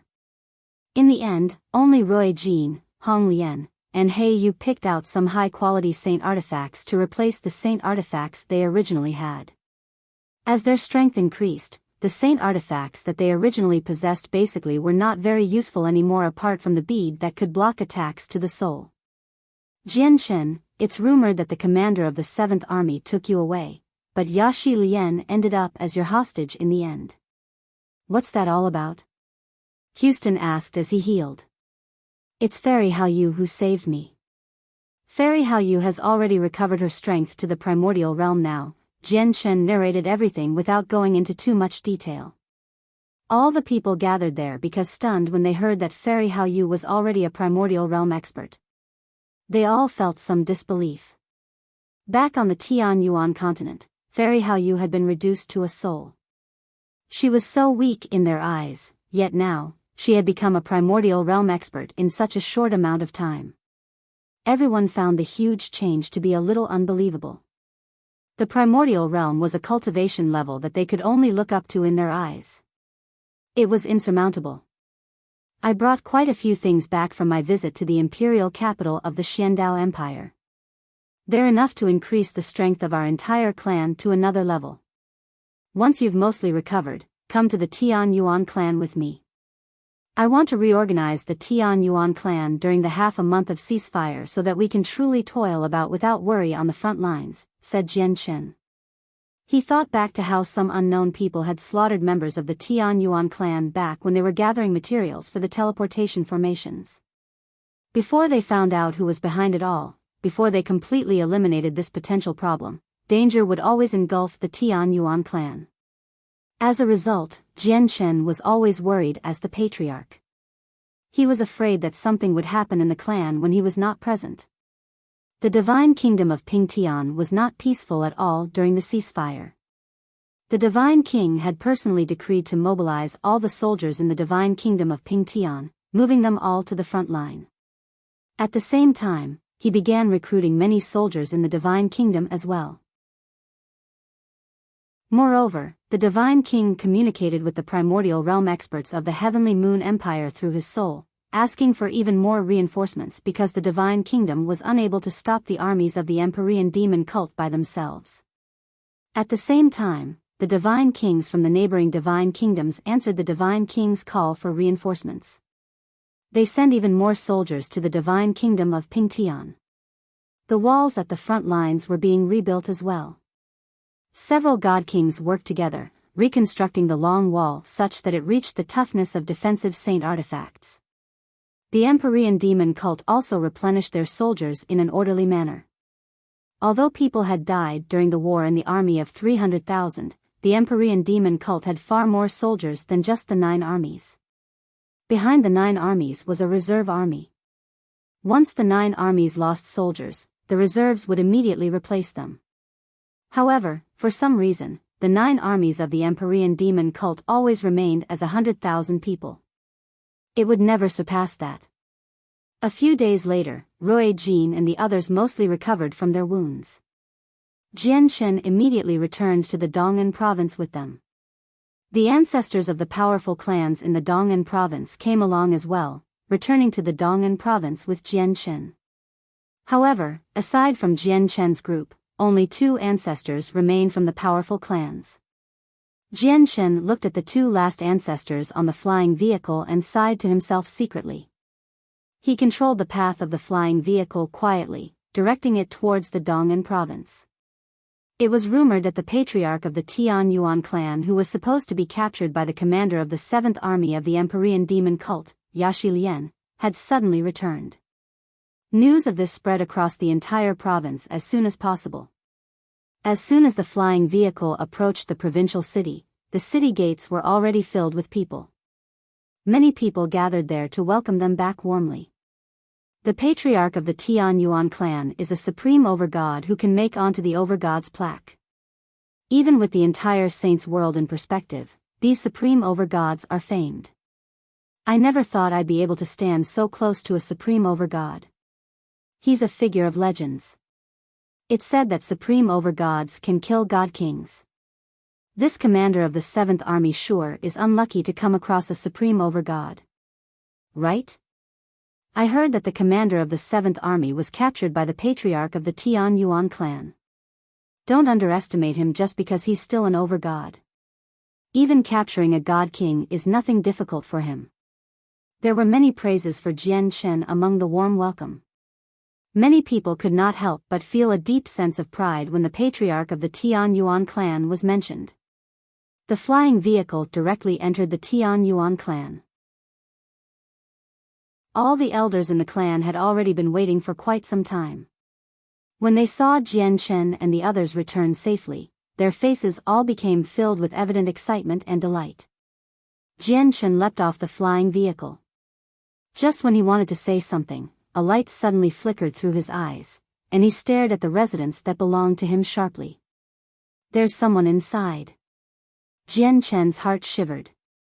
He could clearly sense that something was moving around in his room, but he was unable to tell who it was through the senses of his soul. This person's strength completely exceeds mine. I can't sense them at all. Jian Chen's heart sank slightly. He felt slightly worried as he directly made his way to his residence. Sacred Feather, Houston, and so on could sense the change with Jian Chen. They looked at each other and followed behind him. Jian Chen directly pushed through the door and entered his residence. He knew that before an expert that even the senses of his soul were unable to detect, all his movements were under their control. Anything he did would not be able to escape their senses. As a result, he just did not make any preparations. He just waltzed in without trying to hide it at all. I wonder which expert has suddenly paid a visit to my Tian Yuan clan. From Mo Ling, Ando Fu, and the others' lack of response, they clearly don't know about the arrival of this uninvited guest, Jian Chen thought. He was troubled. However, after he walked in, he saw a white-clothed woman sitting at a table idly, eating the fruit there. He could not help but become surprised. "Fairy Hao Yu!" Jian Chen cried out subconsciously. Surprise had filled his face. Fairy Hao Yu sat there as she wished, biting into the fruit that was originally supposed to be for Jian Chen. She looked at Jian Chen as if she was smiling and said, "You're so careful even in your own clan. It looks like the famous patriarch of the Tian Yuan clan doesn't have a particularly liberating life." Jian Chen let out a sigh of relief. He ignored Fairy Hao Yu's snide comments and said, "Fairy Hao Yu, you've suddenly appeared in the southern region. It looks like you've completed the matters for the Xiandao Empire." Fairy Hao Yu stood up. With a wave of her hand, the door to the building immediately closed, locking Sacred Feather and the others who had followed Jian Chen along outside. She described it like it was nothing. "This matter is something difficult for the Xiandao Empire to resolve, but it's a piece of cake for me. I've come to take a look at your situation here and also to bid farewell to you." Fairy Hao Yu continued, "Before I go, is there anything you can't deal with? Just tell me, such as that Earth Spirit sect or something." Fairy Hao Yu had spoken seriously. The Earth Spirit sect stood on the same side as Jian Chen, yet they had launched a sneak attack against Jian Chen without paying attention to the bigger picture. As such, she felt that everything should not just end there. She wanted to properly punish the Earth Spirit sect. Fairy Hao Yu had spoken seriously. The Earth Spirit sect stood on the same side as Jian Chen, yet they had launched a sneak attack against Jian Chen without paying attention to the bigger picture. As such, she felt that everything should not just end there. She wanted to properly punish the Earth Spirit sect. However, Jian Chen shook his head instead, turning down Fairy Hao Yu's kind intentions. Although he knew that it would be far easier to obtain an explanation when he visited the Earth Spirit sect if Fairy Hao Yu took part, he felt like he had already owed her enough. He had helped her a lot in the past as well, but what Fairy Hao Yu had done in the past few years were more than enough to make up for it. Moreover, he did not want other people to deal with his problems whenever he encountered them. It would make him become reliant on others if it kept happening. That would not benefit him at all. "You and your stubborn head really won't budge, huh? I want to help you out, but you turn me down. Think about just how great of a price the Xiandao Empire has paid for me to do something for them. Do you think the Earth Spirit sect will take you seriously as a mere overgod?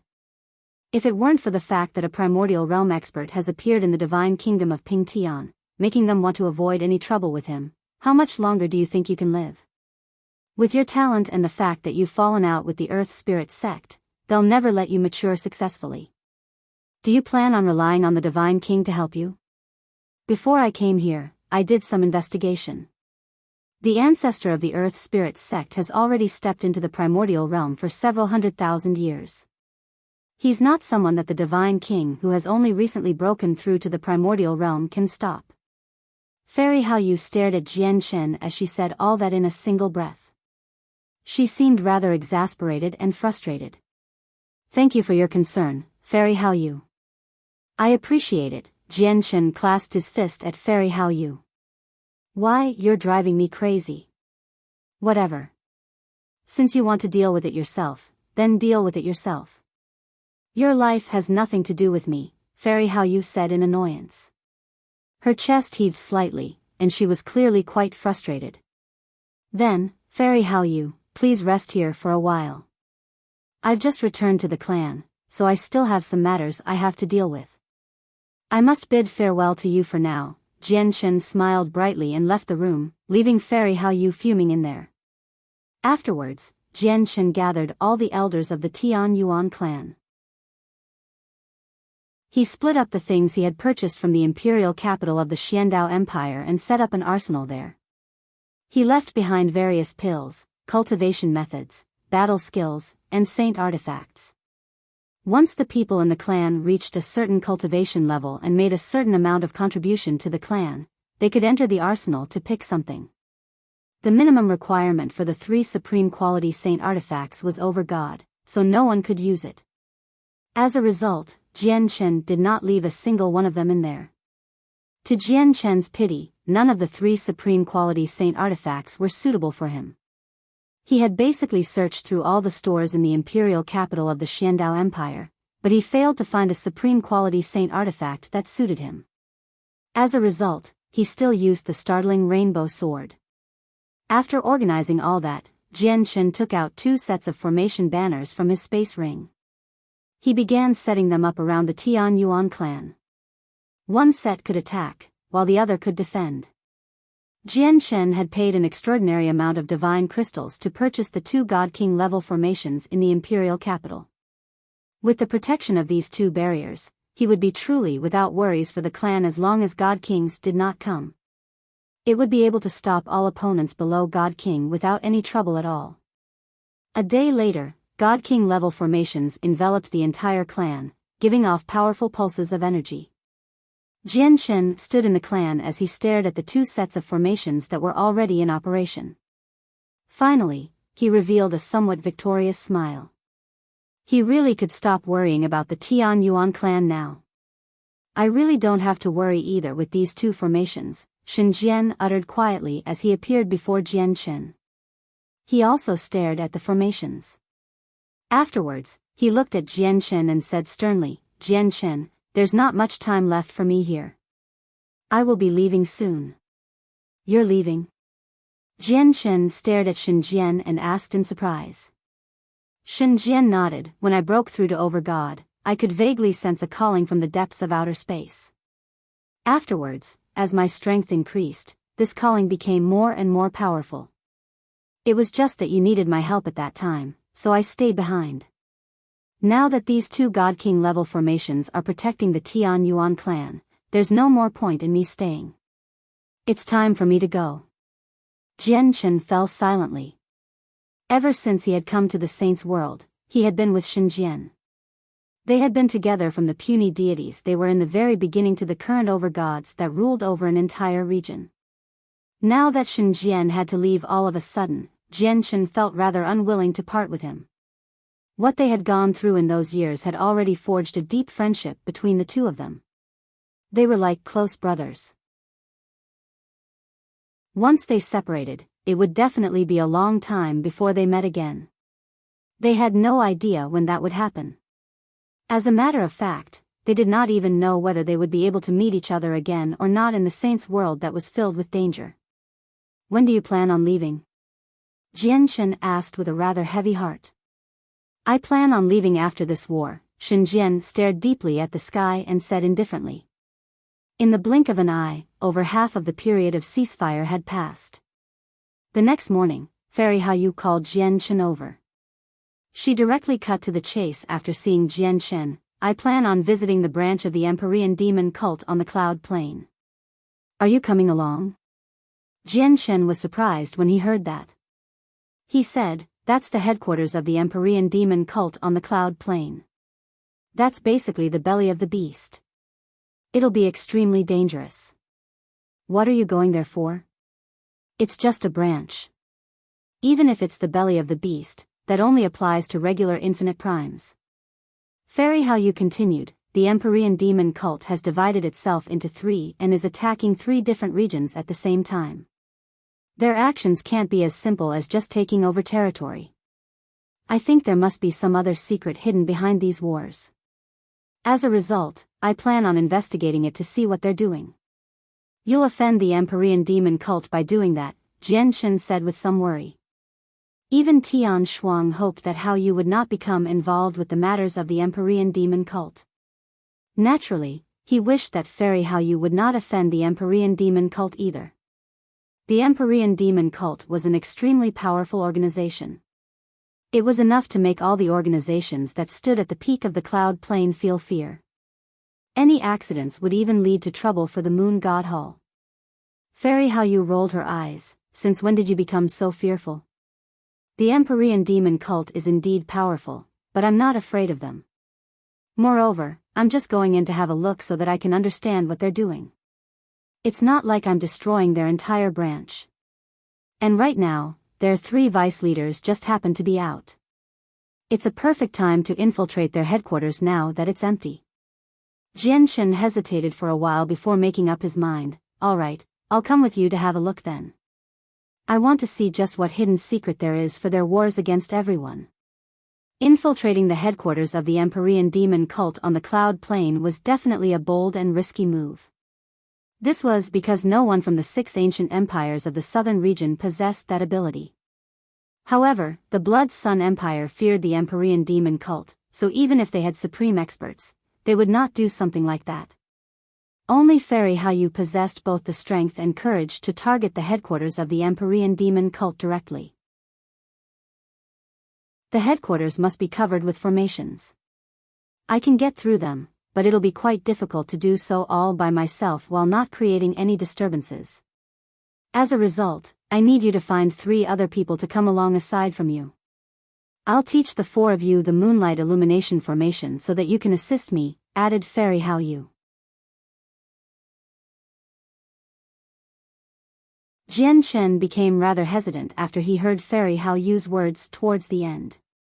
He said while lacking in confidence, but the people I can find right now are only overgods at best. The formations at the headquarters of the Empyrean demon cult must be extremely powerful. Can it work with our strength? Jian Shen became rather hesitant after he heard Fairy Hao Yu's words towards the end. He said while lacking in confidence, but the people I can find right now are only overgods at best.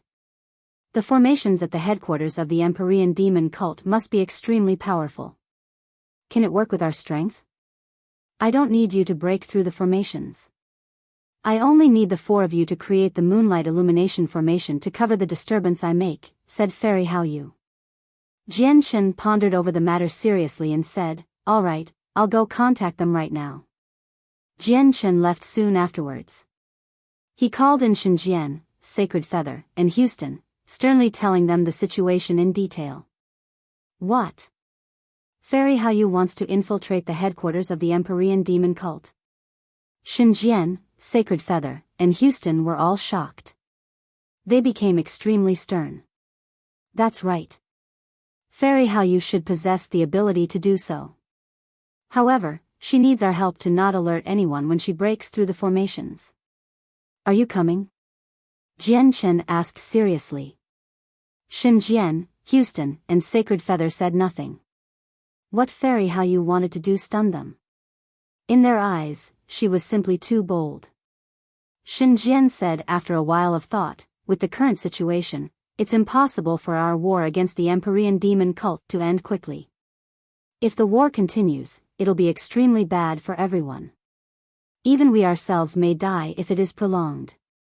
If we can enter the headquarters of the Empyrean demon cult and tamper with some things through Fairy Hao Yu, we might be able to end the war sooner. Jian Shen, when do we move? Houston asked. Clearly, he had made up his mind. In the end, Sacred Feather expressed his thoughts as well. He had basically grown up with Jian Shen, going wherever Jian Shen went. Even if he knew that certain death awaited him, he would not hesitate at all. Before we go to the headquarters of the Empyrean demon cult, we need to learn the moonlight illumination formation, said Jian Shen. Afterwards, Jian Shen, Sacred Feather, Houston, and so on told everyone that they would be in seclusion to heal and that no one was to disturb them. They also activated the God King level formations to envelope the entire clan before leaving the Dong'an province with Fairy Hao Yu silently. In an ancient mountain range extremely distant from the divine kingdom of Pingtian, there was an extremely well-hidden gorge. It was several thousand meters deep, and a thick layer of vegetation covered its entrance. It was very difficult to discover its existence from the outside. The gorge was triangular in shape, where it was narrow at the top and wide at the bottom. The entrance was only around a dozen meters across, while the bottom of the gorge was several thousand meters wide. At this moment, gentle moonlight illuminated the depths of the gorge that were supposed to be pure black. Powerful pulses of energy emanated outwards, forming a tremendous pressure that crushed all the plants at the bottom of the gorge to pieces. It had been 3 days already. Jianshen, Shenzhen, Houston, and Sacred Feather currently stood in a special position, creating a formation. A white light completely composed from moonlight force covered a range of several thousand meters from them. The 4 of them bathed in the gentle moonlight as it glistened. However, at a closer glance, it was quite obvious that this moonlight force did not originate from their own powers. Instead, it all originated from a crystal in their hands. The 4 of them controlled the moonlight force in the crystal to create the moonlight illumination formation together. Fairy Hayu hovered in the air. She stared at the formation from the 4 of them nearby and said, "There are basically no problems left with the moonlight illumination formation. The formation cannot defend or attack at all, but it can reduce all the disturbances from anything that happens within it to nothing. As long as it doesn't exceed the limits of the formation, even the 3 vice leaders of the Empyrean demon cult won't be able to sense what happens in the formation.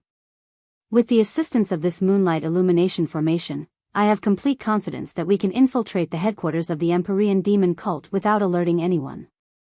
Let's go then. It's time for us to set off." Afterwards, the 5 of them left the hidden gorge and directly headed towards the headquarters of the Empyrean demon cult on the Cloud Plain. There was a region of extremely desolate plains in the southern region of the Cloud Plain. The sky was filled with endless darkness, where sunlight never reached, while the ground of the entire region was crimson. It was all dark red as if it had been watered with blood. The place seemed to be in eternal darkness.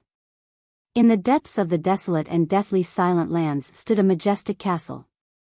The castle was extremely large and completely dark red as if it had been covered by blood. Even without getting too close to it, a heavy, metallic smell of blood would seem to be present. The smell of death filled the surroundings. Coupled with the chilling winds that shrieked like ghosts, the castle in the darkness seemed even gloomier. It would make people shiver. Originally, there was no wind in the surroundings of the castle. It would be terrifyingly silent. However, with the war that had occurred recently, wind appeared in its surroundings. If someone possessed extremely sharp senses, they would even be able to sense the chilling winds constantly revolve around the top of the castle. It formed an invisible swirl there. It was as if something there was sucking in the shrieking winds. This castle was the headquarters of the Empyrean demon cult branch on the Cloud Plain. The headquarters of the Empyrean demon cult was a forbidden region for the experts of the Cloud Plain. Even infinite primes would not approach it so easily. However, a faint figure flickered through this world of darkness at this moment. She seemed to have fused with the surrounding space, where even god kings would not be able to detect her existence. With a single flash, she had already approached the castle silently. As the headquarters of the Empyrean demon cult, its security was especially tight. Layers of formation hidden in space engulfed both the interior and the exterior of the castle. There were even formations at the level of primordial realm experts among them. However, the formations only acted like furnishing to the person fused with space. They were unable to do anything at all. In the end, the figure approached the castle easily. A large group of soldiers were currently gathered under the lead of a god king outside the castle. At this moment, the gates of the castle suddenly swung open. A white-robed man strode out with his arms crossed. His pale face possessed some femininity, making him pretty like a woman. His appearance was enough to make people steal a few extra glances helplessly. "Greetings, Protector Tseng." The god king in front of the army saw the white-clothed man and immediately bowed. The man nodded and said coldly, "Vice Leader Huai and has orders for you to set off immediately." Remember, you must complete the vice leader's mission cleanly. Leave the divine kings to the protectors from the Hall of Protectors. Yes, sir. Protector Tseng did not discover that just when he opened the gates of the castle and walked out, a faint flash had drifted past him just a few meters away, vanishing into the castle. In an extremely quiet, hidden place within the gloomy castle, the white-clothed fairy Hao Yu slowly revealed herself from the surrounding space. She stared ahead and could not help but frown. She murmured, "The formations in the castle are indeed much more powerful than the ones outside. They're on two completely different levels. In here should be the place where the Empyrean demon cult is truly trying to protect. The formations outside were probably only set down by the vice leaders casually. I need to rely on their moonlight illumination formation to pass through these formations without alerting anyone." As she said that, the bright moon divine hall that had shrunken to the size of a palm sat in her hands silently. With a thought, several streaks of white light immediately came out from the divine hall, turning into 4 figures. They were Jian Chen, Shenjian, Houston, and Sacred Feather. "We're already inside the headquarters of the Empyrean demon cult. Follow me closely and don't make any sounds, so we don't get exposed," Fairy Hao Yu warned the people behind her. All 4 of them nodded sternly. They understood that they had truly entered the belly of the beast now. Danger was all around them. I already sensed it outside that the true secret should be hidden on the top floor. Right now, formations protect the entrance to the next floor. Use the moonlight illumination formation. I'll get through these formations, Fairy Hao Yu said to the 4 people behind her secretly. Jian Chen, Sacred Feather, Houston, and Shenjian looked at one another and immediately got into action. Jian Chen, Sacred Feather, Houston, and Shenjian looked at one another and immediately got into action. From the previous practice, they had already developed a tacit understanding, so when they cast the moonlight illumination formation, they were able to do it without much effort at all. They were extremely well versed at it. Very soon, the 4 of them cast down the moonlight illumination formation perfectly. Pure, glistening moonlight force surrounded their bodies. A barrier completely condensed from moonlight force appeared around them, covering a range of several hundred meters. Even though the formation was completed, there was not the slightest pulse of energy apart from the light that shone as brightly as the moon. As a result, the moonlight illumination formation could only be discovered through sight. It was impossible to find it at all through the other senses, including the senses of the soul. The moonlight illumination formation could not attack or defend. Its only usage was to cover up everything within the formation. Of course, the premise was that it did not surpass the formation's limits. Fairy Hao Yu no longer hesitated either when she saw that the moonlight illumination formation was complete. She immediately began to smash through the formations. She was slightly stern. Primordial realm laws descended on her, and all her movements possessed devastating power. However, since it was purposefully suppressed, this primordial realm power did not erupt. She concealed it perfectly. Fairy Hao Yu got through the formation extremely quickly. In under a minute, there was a hiss, and a hole gradually appeared in the formation that blocked the path to the next floor. It revealed a dark passage. Chilling winds whistled through the passage, and it was filled with a demonic aura.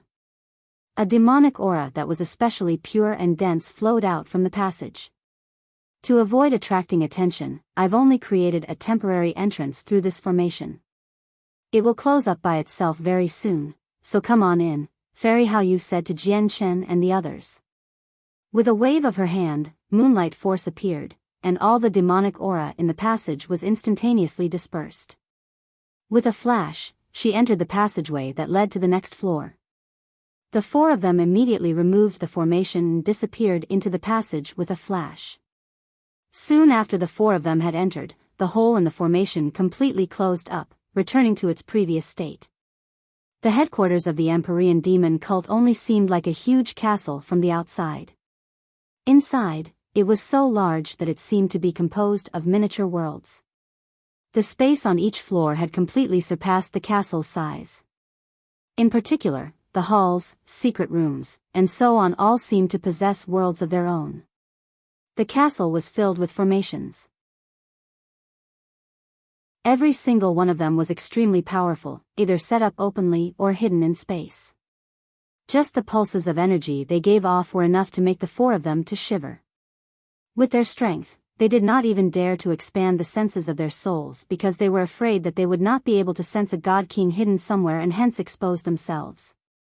As a result, the four of them could only follow behind Fairy Hao Yu.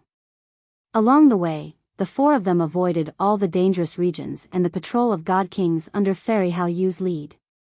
They advanced through the headquarters silently, without raising any attention at all. It had to be mentioned that the security of the headquarters was extremely tight. Ordinary infinite primes would face life-threatening danger if they infiltrated here. However, Fairy Hao Yu was no ordinary infinite prime. There was no fear or danger under her lead.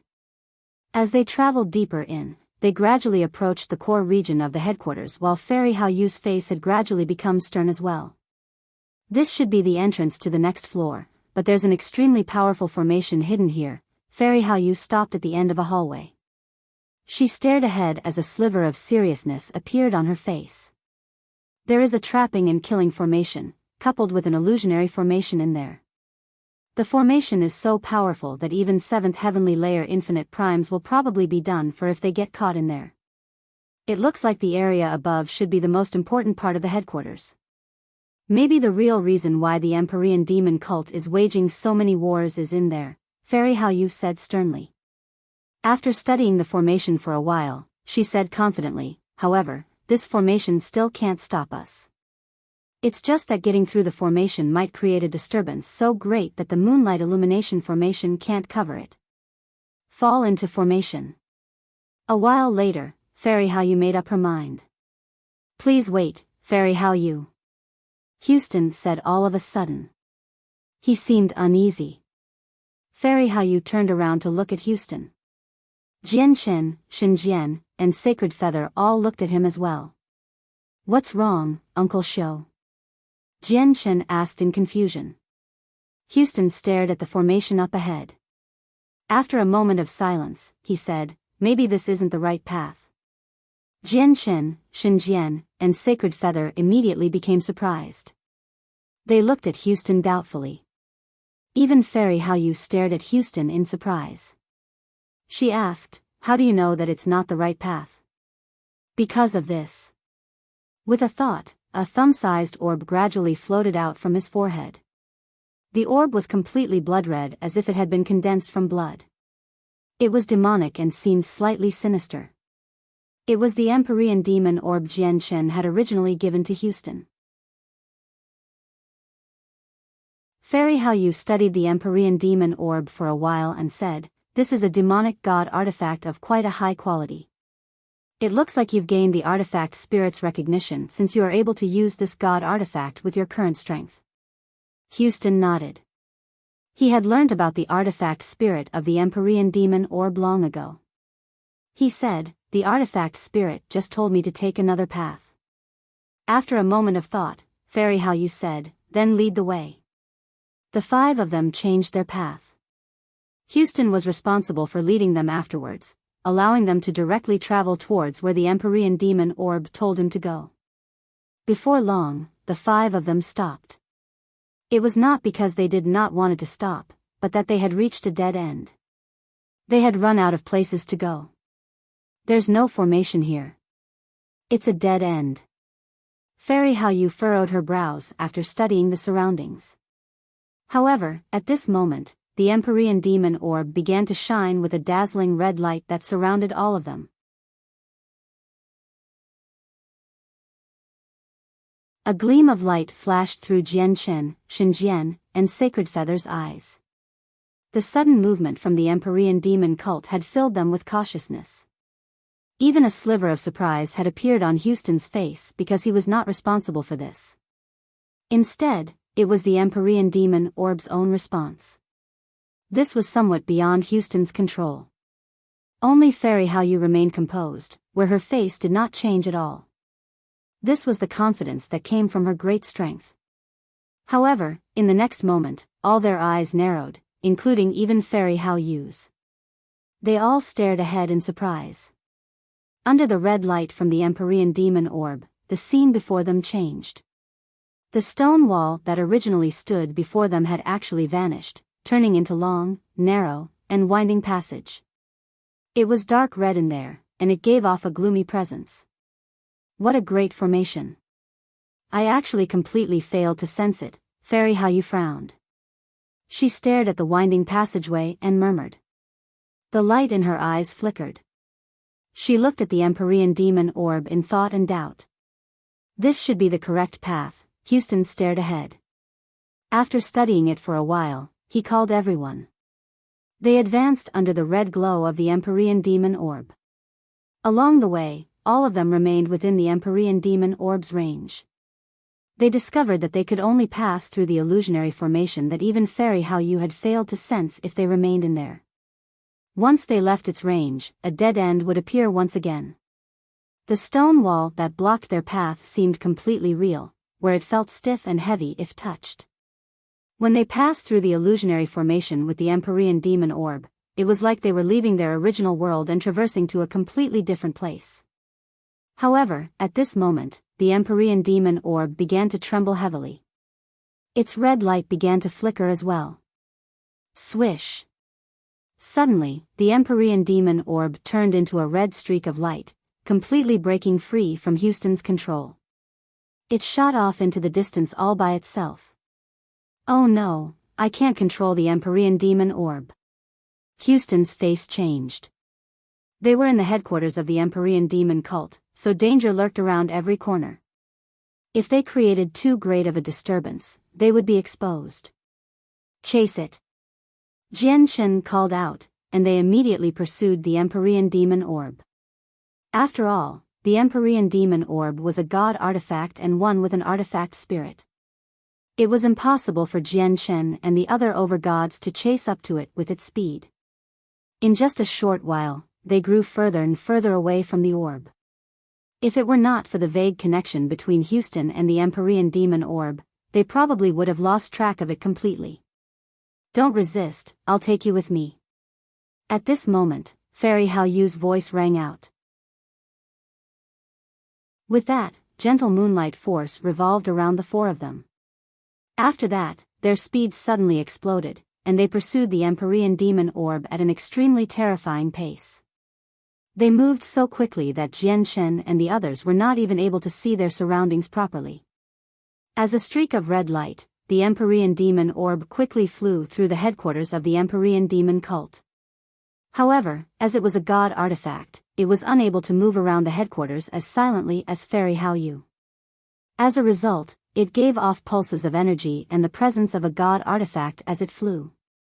Naturally, many people discovered it. Who is it? Quite a few shouts rang out in different places within the headquarters. At the same time, powerful senses of the soul swept out from all directions, directly locking onto the flying Empyrean demon orb. It's a god artifact. Whose god artifact is it? Why have I never seen it before? It doesn't belong to our Empyrean demon cult. Oh no, someone has infiltrated the headquarters. Immediately, people flickered in the surroundings. God kings either emerged from secret rooms or space covered by formations. They hurried over from all directions as they pursued the Empyrean demon orb. The headquarters have been infiltrated. Quick, contact the vice leaders, an elder god king hovered in the air. His eyes shone brightly. He locked onto the Empyrean demon orb with the senses of his soul as his voice rang through the entire space. However, the castle was covered in formations inside and there were several spaces. The region where Jian Shen and the others had entered with the help of the Empyrean demon orb clearly belonged to another space within the castle. As a result, the elderly god king's voice only rang through there and not the entire castle. However, even with that being the case, the elderly god king managed to alert all the god kings around. But at this moment, the white-clothed Fairy Hao Yu appeared silently behind the elderly god king. She placed her slender, white hand onto the god king's head and pressed down gently. With a bang, the god king's head exploded loudly. His soul was directly wiped out. He was a mighty god king, yet he had just died like this. He could not put up any resistance at all. He did not even know who has killed him before he died. Fairy Hao hovered in the air. Moonlight force revolved around her. She stared at the surroundings coldly and formed a seal with both hands. A circular palm-sized moon hovered from her hands. The energy it possessed was so terrifying that it was enough to devastate the surroundings. It made Jian Chen and the others pale in shock. In the next moment, the moon suddenly shattered, turning into several dozen finger-sized strands of moonlight force. Like arrows, they shot into the surroundings with frightening might. Spurt. Spurt. Spurt. Spurt. In that space, the moonlight force struck all the god kings that had revealed themselves without any exceptions. Before they could even cry out, their souls were shattered and dispersed. At that moment, the entire space fell quiet. Jian Chen, Sacred Feather, Houston, and Shen Jian stood behind Fairy Hao. After personally witnessing Fairy Hao killing so many god kings with ease, they all felt deeply shocked. Even though they knew primordial realm experts were very powerful, they could not help but feel astonished when they personally witnessed the might of one. These god kings were not weak. Any single one of them would be far more than what the four of them could handle. They would not even be able to escape. However, they were so weak before Fairy Hao. God kings were truly like ants. We have already been exposed. The three vice leaders should return very soon, Fairy Hao said gently. Originally, she was confident about infiltrating the headquarters completely silently, without raising any attention. However, the Empyrean demon cult had foiled all of this. However, Fairy Hao did not bicker over the matter. She hurried off with Jian Chen and the others, directly chasing after the Empyrean demon orb. When Fairy Hao caught up to the Empyrean demon orb, the orb had arrived beside an extremely huge pool of blood. The pool of blood really was tremendous. It was like an ocean, stretching as far as the eye could see. Huge waves would churn in the sea of blood, striking the space as waves stretched several hundred meters tall, creating great booms. Chilling winds blew in the sky above the sea of blood. It formed an extremely great swirl. Vaguely, countless faces seemed to appear and wail out. This seemed like living hell. It was terrifying and horrifying. Jian Chen, Shen Jian, Houston, and Sacred Feather stood at the edge of the pool of blood. They gazed at the boundless ocean, and they were all very stern. This should be the greatest secret of the Empyrean demon cult. They're waging wars to create this. Fairy Hao stared at the churning sea of blood. Afterwards, she stared at the whistling winds in the sky, and after a moment of thought, she murmured, "They've created an ocean from blood and condensed 9 blood beads through a formation by absorbing the energy essence from the blood. They've also gathered all the energy from the souls of the death, extracting their essence to refine 9 soul beads through these formations. What is the Empyrean demon cult trying to do? What blood beads and soul beads?" Jian Chen asked. He also studied everything before him, but he found nothing aside from the sea of blood and the chilling winds. There are 9 blood beads that possess great energy at the depths of the sea of blood, while the chilling winds in the air are not actually wind. It's the energy of souls drawn over by formations, and there are also 9 soul beads in the energy of souls. "You can't see these things yet with your strength," said Fairy Hao. Jian Chen said grimly, "Has the Empyrean demon cult been waging wars to collect blood and energy of souls to condense these blood beads and soul beads? Why would they do that?" Fairy Hao shook her head, "I'm not certain about this. The essence of energy in the blood beads can allow the cultivation of a person to skyrocket, while the energy of souls in the soul beads can power up a person's soul. However, they're all condensed from low-level cultivators in the end, so the effects are almost non-existent to high-level cultivators. There's no need for the Empyrean demon cult to go to such lengths for all of this with their current strength." Fairy Hao looked at the surroundings of the pool of blood, and she became stern. She said grimly, "Moreover, there's an extremely powerful formation that protects the pool of blood. It's so powerful that it frightens even me. If a person falls into the formation, they're done for even if they're a chaotic prime. It looks like this pool of blood is much more important than anything else in the Cloud Plane branch of the Empyrean demon cult from how powerful the formation is. I really don't think there's anyone else with the ability to cast down such a terrifying killing formation in the Empyrean demon cult apart from their legendary Great Elder. Jian Chen's face changed slightly when he heard Fairy Haoyu mention the Great Elder of the Empyrean demon cult. He stared at the pool of blood and said grimly, "Did the Great Elder of the Empyrean demon cult personally create this place?" The Great Elder of the Empyrean demon cult was an existence that even the peak clans of the Cloud Plane feared. If it were not for his deterrence, it would be impossible for just the 3 infinite prime vice leaders of the Cloud Plane branch to create such a great disturbance.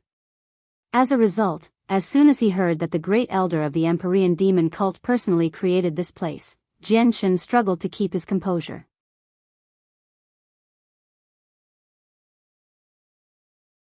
At this moment, the boundless sea suddenly became even more turbulent. Even the chilling winds formed from the tremendous energy of souls grew stronger. The light in Fairy Haoyu's eyes flickered. She stared at the sea of blood ahead and said, "The Empyrean demon cult is currently massacring lives. They're using all those lives to condense the 9 blood and soul beads so that the 9 blood and soul beads can constantly absorb the essence from the sea of blood and the energy of souls to reach higher qualities.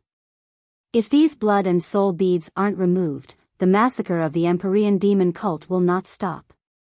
They will continue until the beads reach a state that they are satisfied with. Fairy Haoyu, can we remove these 9 blood and soul beads so that the Empyrean demon cult won't continue like this?" Jian Chen asked. Fairy Haoyu shook her head powerlessly. She sighed gently, "The formation that protects this place is too powerful. I am powerless before it." At this moment, the Empyrean demon orb that originally floated there without moving suddenly arrived above Houston. A blood-red light fell from the orb, completely surrounding Houston. Houston had already established a vague connection with the artifact spirit of the Empyrean demon orb. When the light covered him, a thought from the artifact spirit entered his head at the same time. Houston's face froze before becoming surprised. He raised his head and stared at the Empyrean demon orb with some astonishment. After a moment of hesitation, he said to everyone, "The artifact spirit of the Empyrean demon orb has told me that I can directly ignore the obstructions of the formation and enter the place." Fairy Haoyu's eyes narrowed. Suddenly, she turned towards Houston, or more accurately, the Empyrean demon orb above Houston. After staring at it for a while, she said to Houston, "You must know that the formation is so powerful that even chaotic primes may die. If you really do enter the formation as the artifact spirit has said, even I won't be able to save you once your life is in danger. Uncle Xiao, you must not risk it." Jian Chen voiced his objection. He deeply understood just how terrifying the Great Elder of the Empyrean demon cult was. He also did not believe a god artifact would be able to cross through a formation cast down by an expert that powerful. That was unless the Empyrean demon orb possessed great origins, making it almost heaven-defying like the Inata Tower. However, he had heard that the Empyrean demon orb was just the famed treasure of the greatest demon monarch of the demon's world, the Empyrean demon monarch. Although it was a god artifact, it was still quite far off from the apex. Shenzhen and Sacred Feather both tried to stop Houston as well. They did not want Houston to take this risk, where he would have to leave his life to the hands of an artifact spirit that could easily run off by itself. Suddenly, powerful pulses of energy appeared from behind them. All the spaces in the headquarters gently trembled at that moment, giving off tremendous pressures. All the formations in the headquarters of the Empyrean demon cult had been activated at that moment. Countless formations interlinked with one another, forming an extremely tremendous killing formation in the end. The killing formation surrounded the entire castle. The 3 vice leaders of the Empyrean demon cult have returned. They've activated all the formations. Fairy Haoyu stared backwards and said with composure. Jian Shen, Sacred Feather, Houston, and Shenzhen were unable to remain as cool as Fairy Haoyu. Their hearts all sank, and their faces became extremely stern. "There's no time. Let me try to see whether I can get through the setup here," Houston said firmly. He ignored everyone's attempts at persuading him. With determination, he entered the formation without looking back. Aside from the fact that he wanted to ruin the Empyrean demon cult's plans of creating the blood and soul beads, there was another factor to his actions, and that was the artifact spirit. Houston understood that there was something extremely important to the artifact spirit here through communicating with the artifact spirit. At the same time, there was a huge fortune for himself. With the Empyrean demon orb over his head, Houston used the Empyrean demon arts. Demonic aura wrapped around him, and he had already entered the terrifying killing formation that protected the pool of blood. As soon as he set foot in the killing formation, terrifying killing intent permeated the surroundings.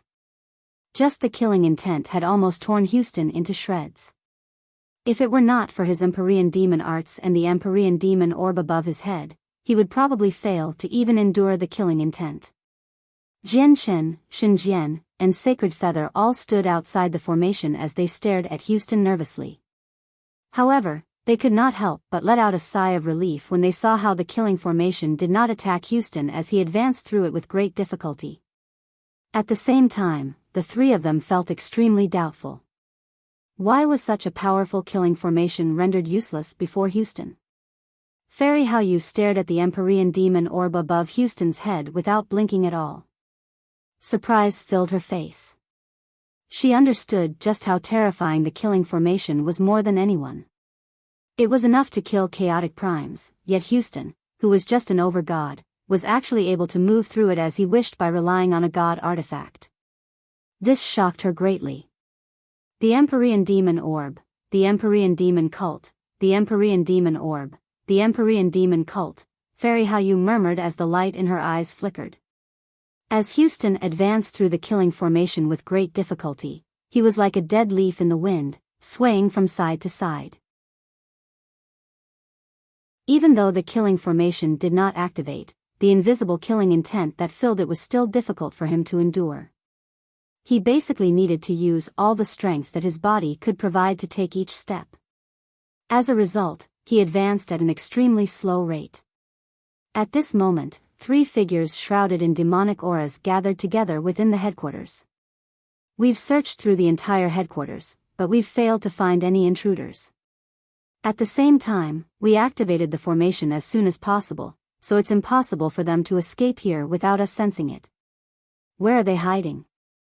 One of them growled. If Jian Shen was present, he would directly recognize this voice as Huai'an's. "Then maybe the intruders have gone to the Forbidden Grounds," said Yi Huaiyue, who was wrapped up in a demonic aura. Her voice was slightly weak. After she finished speaking, there was a fit of coughing.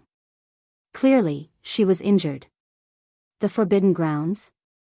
Impossible. Huai'an and the other vice leader cried out after they heard Yi Huaiyue's words. The demonic aura around them began to churn violently as well. If their faces were visible, it would be quite evident that as soon as they thought that the intruders might have entered the Forbidden Grounds, their faces had paled. Soon, the three of them moved, flying as quickly as they could towards the Forbidden Grounds. Even though they did not believe the intruders would be able to find the hidden Forbidden Grounds, even though they knew the Great Elder had personally cast down supreme formations there, they still did not dare to be careless. They would rather believe it than dismiss it. This was because they deeply understood just how important the Forbidden Grounds were. Once anything happened to the Forbidden Grounds, the Great Elder would never spare them. Jian Shen, Shen Jian, and Sacred Feather were all relieved as they stood by the pool of blood. Houston had already passed through the killing formation successfully, arriving above the pool of blood safely despite the fright. Afterwards, he directly dove into the sea of blood below under the protection of the Empyrean demon orb, disappearing from the vision of Jian Shen and the others. On the other hand, Fairy Haoyu raised an eyebrow. She looked behind and said, "The three vice leaders are currently hurrying over. Stay here and don't come out. I'll go stop the three of them. Remember, if you don't want trouble, you can't reveal yourselves before them." With that, Fairy Haoyu van at the same time, primordial realm laws permeated the side of the pool, completely erasing their presences. Jian Shen, Shen Jian, and Sacred Feather hid their presences with their full strengths as well. They did their best to hide themselves as they stared at the sea of blood nervously and anxiously.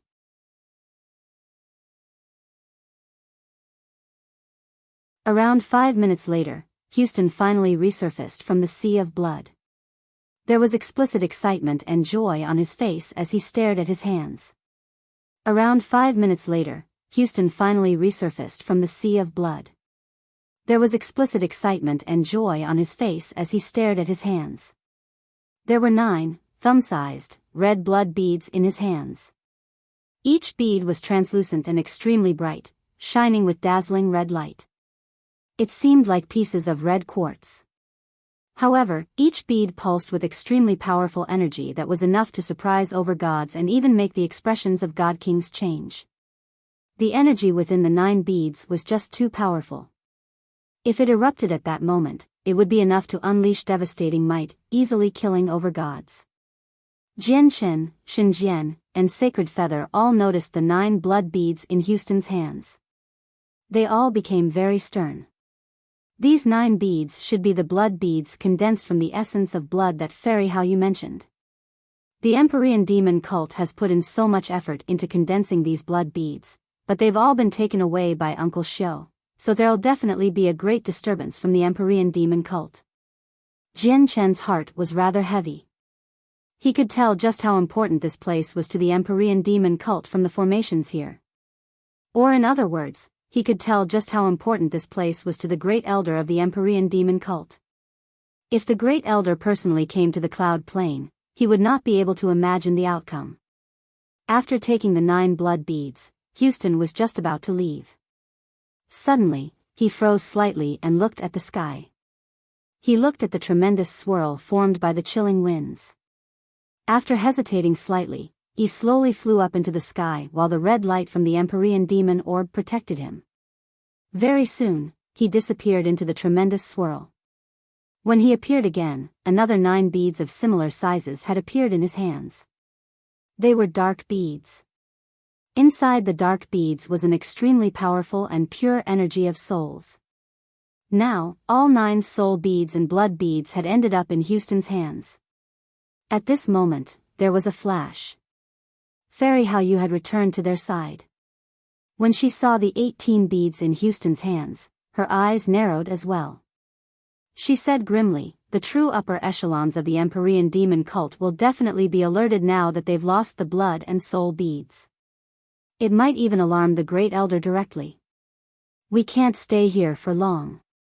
We must leave as soon as possible.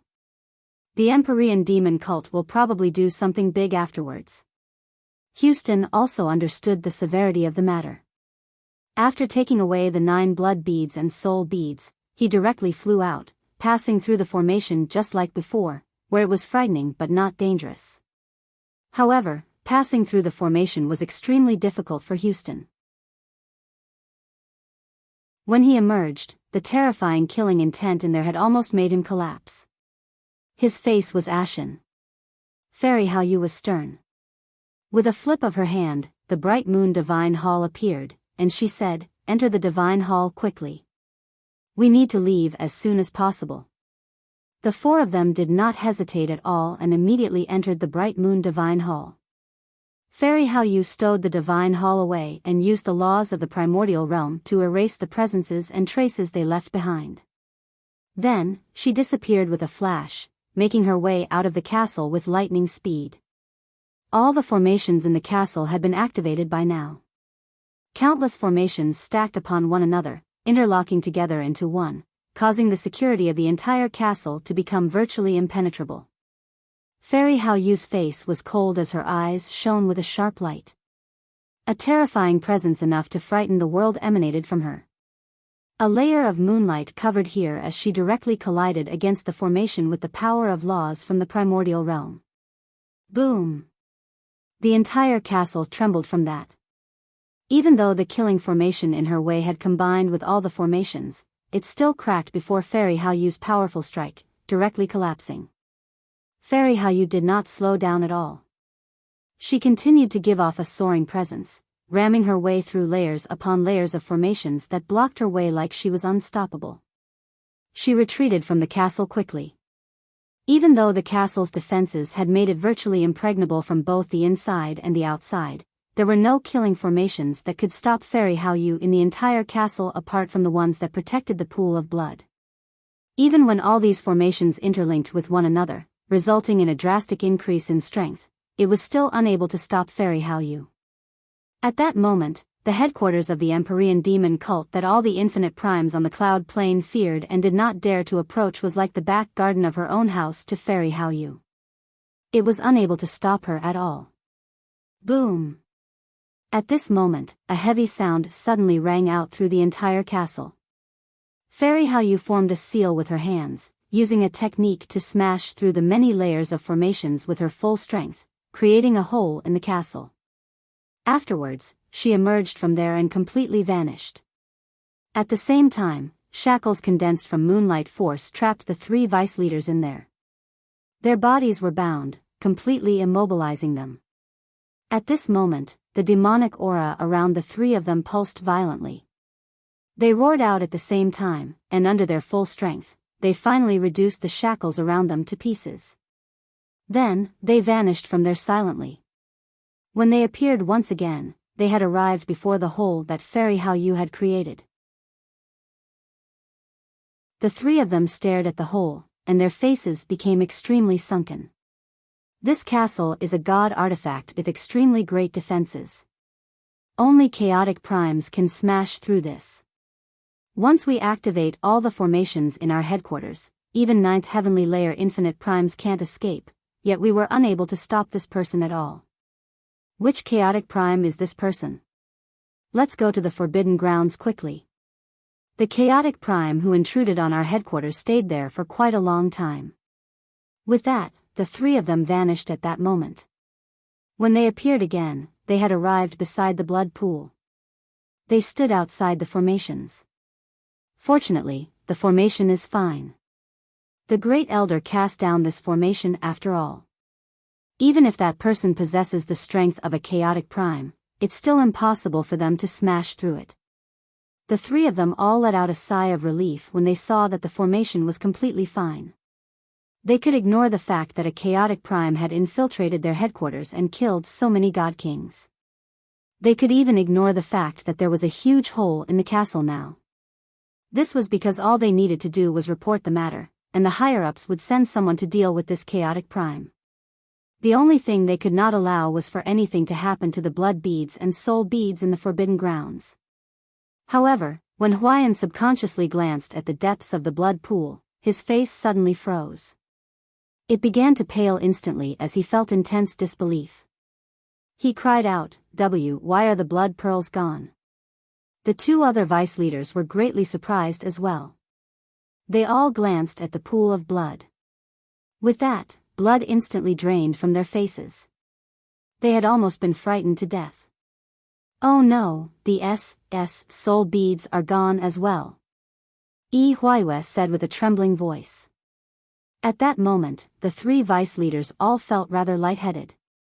They had almost lost their footing and tripped. Fear filled their hearts. How? The blood beads and soul beads are all gone. How do we explain this to the higher-ups? Q, quick. Report to the Grand Elder.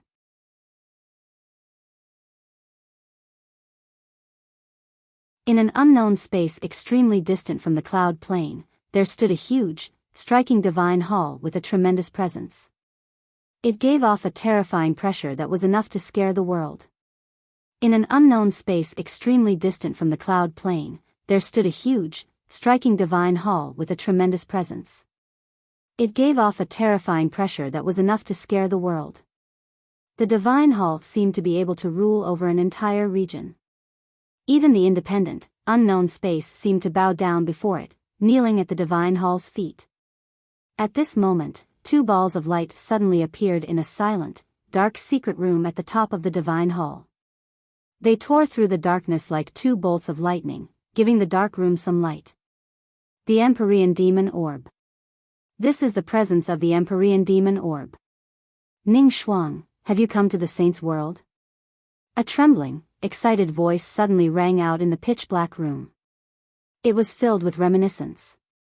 The two balls of light that had suddenly appeared were actually a pair of eyes that shone brightly. It was even possible to vaguely make out a figure seated in the secret room from the two balls of light.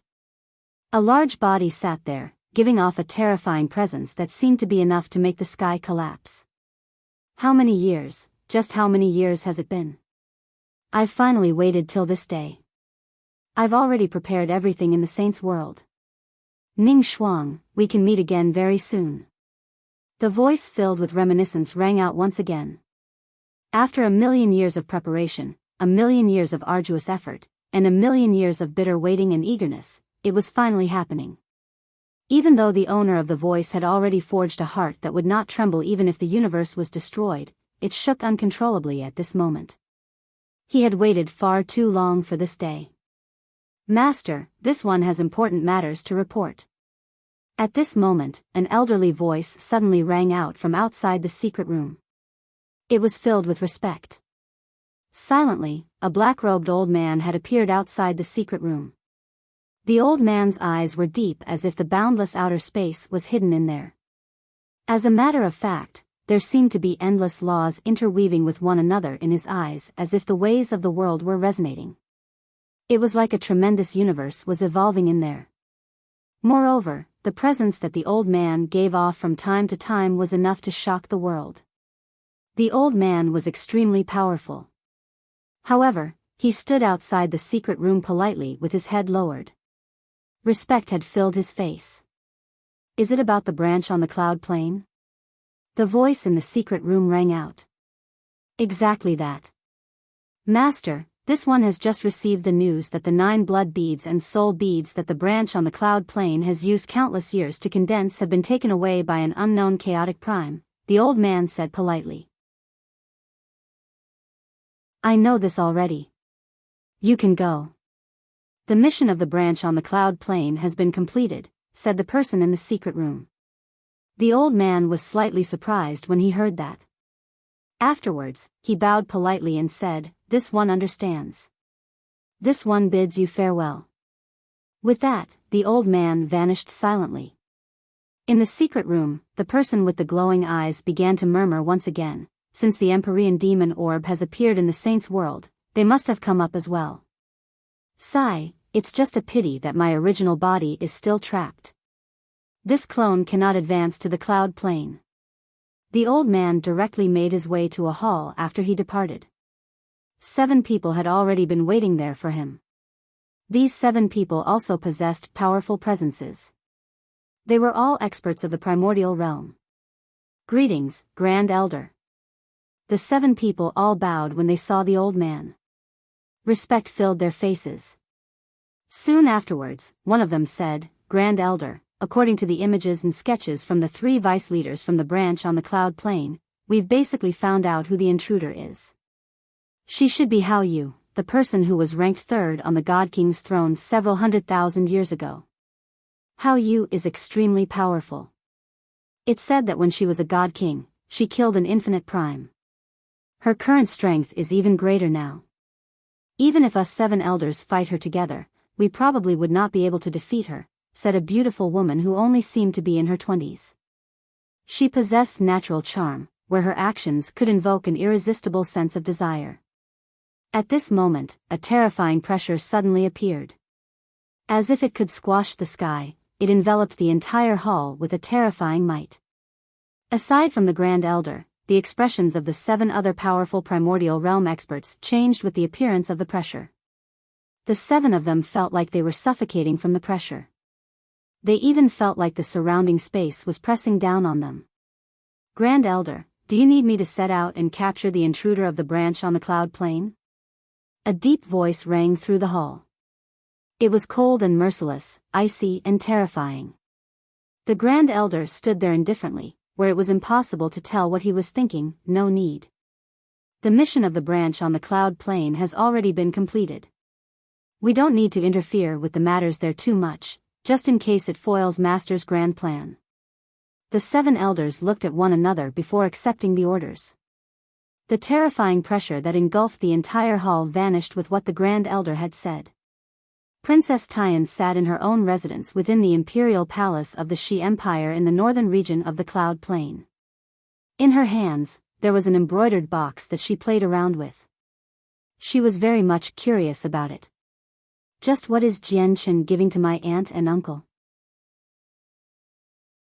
He acted so mysteriously about it, and he even said that my aunt and uncle might like it, Princess Tian murmured softly. However, she did not open the box. She said with some annoyance, "It's a pity that it has been so many days, and aunt and uncle have yet to return. I wonder when I can give this box to aunt. And aunt has been in a rather bad mood recently. Jian Shen is a supreme over-god, so aunt and uncle should accept a gift from him, right?" Princess Tian felt rather uneasy inside. Looking at the box, she did not feel confident about giving it to them. "Your Highness, the Emperor and Empress have returned." At this moment, a female servant's voice rang out from outside. With that, Princess Tian's eyes lit up. She put the box away in her space ring and immediately ran out. In the Shi Empire, it was an extremely difficult matter for many of the princes and princesses to see the Emperor and the Empress. There were even some princes and princesses who would never even hold a conversation with the Emperor or the Empress. However, Princess Tian was an exception. Her status in the Shi Empire was extremely special. She could visit the Emperor and Empress whenever she wished. Sienna greets aunt.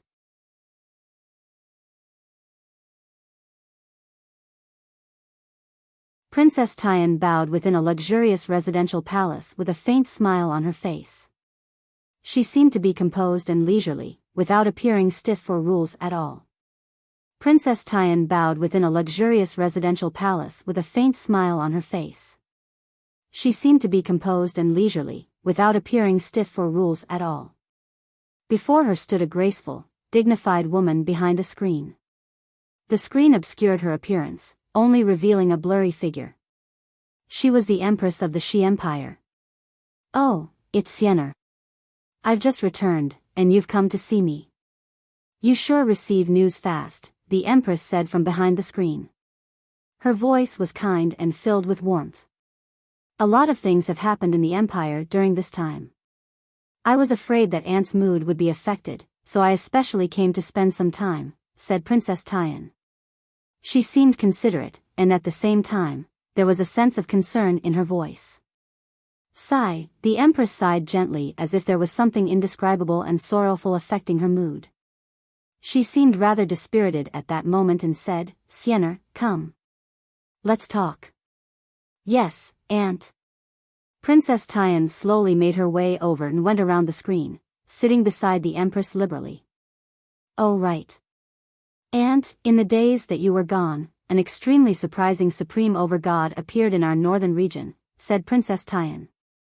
The light in her eyes flickered as she paid close attention to the Empress' face. Seeing how the Empress did not react too violently, she continued, "Although this supreme over-god isn't a member of our northern region, he really is powerful. I think there's probably no one in the entire northern region that can rival this supreme over-god because he can defeat a god-king as an over-god. I also heard that the god-king was no ordinary god-king, but the disciple of a large sect from the Xiandao Empire. What is even more surprising is after the over-god defeated the god-king, he was not injured at all. Aunt, don't you think this over-god is powerful?" The Empress' expression remained the same. She nodded slightly, to fight a god-king as an over-god and achieve victory. "That's right, he is indeed a supreme over-god with surprising potential. This strength might even be enough to rival the person ranked first on the over-god's plaque. Even Aunt thinks so. Hee. I also think that this supreme over-god has the right to challenge the person ranked first on the over-god's plaque." Princess Tian smiled sweetly. Soon afterwards, she seemed to think of something, and she suddenly took out an embroidered box from her space ring. She said, "Oh right. Aunt, when I visited this supreme over-god last time, he said to give this box to aunt or uncle." Reaching this point, the princess paused. She stared at the box in her hand and said in thought, "Inside must be a gift from the supreme over-god for aunt and uncle." The Empress frowned when she heard that. She said, "Siener, how can you accept anyone's gift for me? It's not like you don't understand this. You better return this box to that person." The Empress left no room for argument with how dignified her voice was. The princess became slightly troubled. When she thought about how stern Jian Chen was when he gave the box to her, she understood that the item inside would definitely be special. However, she understood the temperament of the Empress extremely well. Since the Empress was unwilling to take the gift, anything she tried would be a futile effort. "Yes, Aunt. I understand." The princess became rather dejected. She stowed the box away unhappily and left the Empress' residence before long. However, the princess did not forget what Jian Chen had told her before. She only needed to give it to the Empress or the She-Emperor. Since the Empress did not want it, she went to find the She-Emperor. With Princess Tian's status, seeing the She-Emperor was naturally no problem. Very soon, she arrived in the She-Emperor's study room. When Princess Tian met the Supreme Emperor of the She Empire, the famed ruler who had basically caused an upheaval through the entire empire when he ascended to the throne, was sitting back in a precious chair sculpted from crystal that had depictions of dragons. He propped up his forehead with one hand as he rested. However, there was heavy exhaustion on his dignified and resolute face. "It's Siener. Siener, is there anything you need me for?" the She-Emperor said. His voice was filled with warmth. He did not move his posture in the chair at all. He did not even open his eyes. At that moment, the She-Emperor no longer possessed his usual coldness or his usual awe. He only seemed like a lonely and injured soul. "Uncle," Princess Tian hesitated when she saw how exhausted the She-Emperor was. She originally wanted to give Jian Chen's box to him, but she found it rather difficult to bring herself to do something like that after seeing how exhausted he was. Uncle's lost daughter has always weighed on his heart during these years. He is mentally and psychologically torn. Now that he has finally gotten some time to rest, am I really going to disturb him? The princess thought. In the end, she sighed inside and did not choose to take out the box at this time. Fairy Haoyu had returned to the Tian Yuan clan in the Dong'an province with Jian Chen and everyone else. They had originally departed soundlessly, without raising any attention, so they did the same when they returned. There'll probably be a lot of movements from the Empyrean demon cult soon since they lost the 9 blood beads and soul beads. You have to be careful. You mustn't reveal any traces at all, or no one will be able to save you. Fairy Haoyu personally cast down a barrier in a secret room deep underground and warned them sternly. At this moment, the Empyrean demon orb suddenly drifted out of Houston's sea of consciousness. It shone with dazzling red light. In the next moment, 10 thumb-sized beads drifted out. The 10 beads were 5 soul beads and 5 blood beads. They drifted towards Jian Chen, Houston, Shenjian, Sacred Feather, and Fairy Haoyu. The artifact spirit of the Empyrean demon orb has told me that it's gifting these blood beads and soul beads to everyone to thank you all for your help. Houston passed on the artifact spirit's message. Although these blood beads and soul beads were condensed from the blood and energy of souls from countless lives, the beads have already become the purest crystal after the formations refined them for so many years. As a result, absorbing the energy from them won't leave any side effects behind. Fairy Haoyu stared at the blood beads and soul beads and studied them seriously. She nodded, "That's right. The beads have already been refined for so many years that all factors of evil and unstable elements have been eliminated. The beads have become great nourishment, which can increase your strength by quite a lot." Fairy Haoyu glanced at Jian Chen when she said that. Afterwards, she swung her arm and sent the beads that had drifted before her to Jian Chen. She said, "These beads are useless to me. You take them." Jian Chen looked at the beads. He hesitated. Although the blood and soul beads were extremely nourishing, enough for the cultivation of a person to skyrocket, they were still condensed from the essence of blood and energy of souls from countless people. To him, only demonic cultivators would use objects like this to cultivate.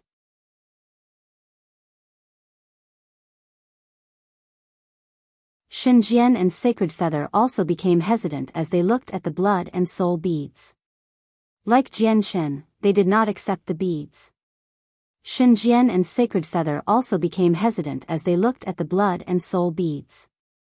Like Jianchen, they did not accept the beads.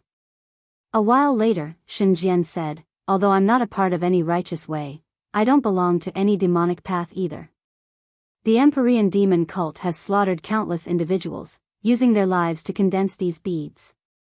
Even if they can greatly increase the cultivation of a person, would be no different from a person who walks the demonic path if I use them." With that, the two beads before Xinjian returned to Houston. He said sternly, "Houston, these things don't suit me. However, you practice a demonic cultivation method, so there should be nothing wrong with you using it. As a result, I'll gift these beads to you." Xinjian had spoken these words firmly.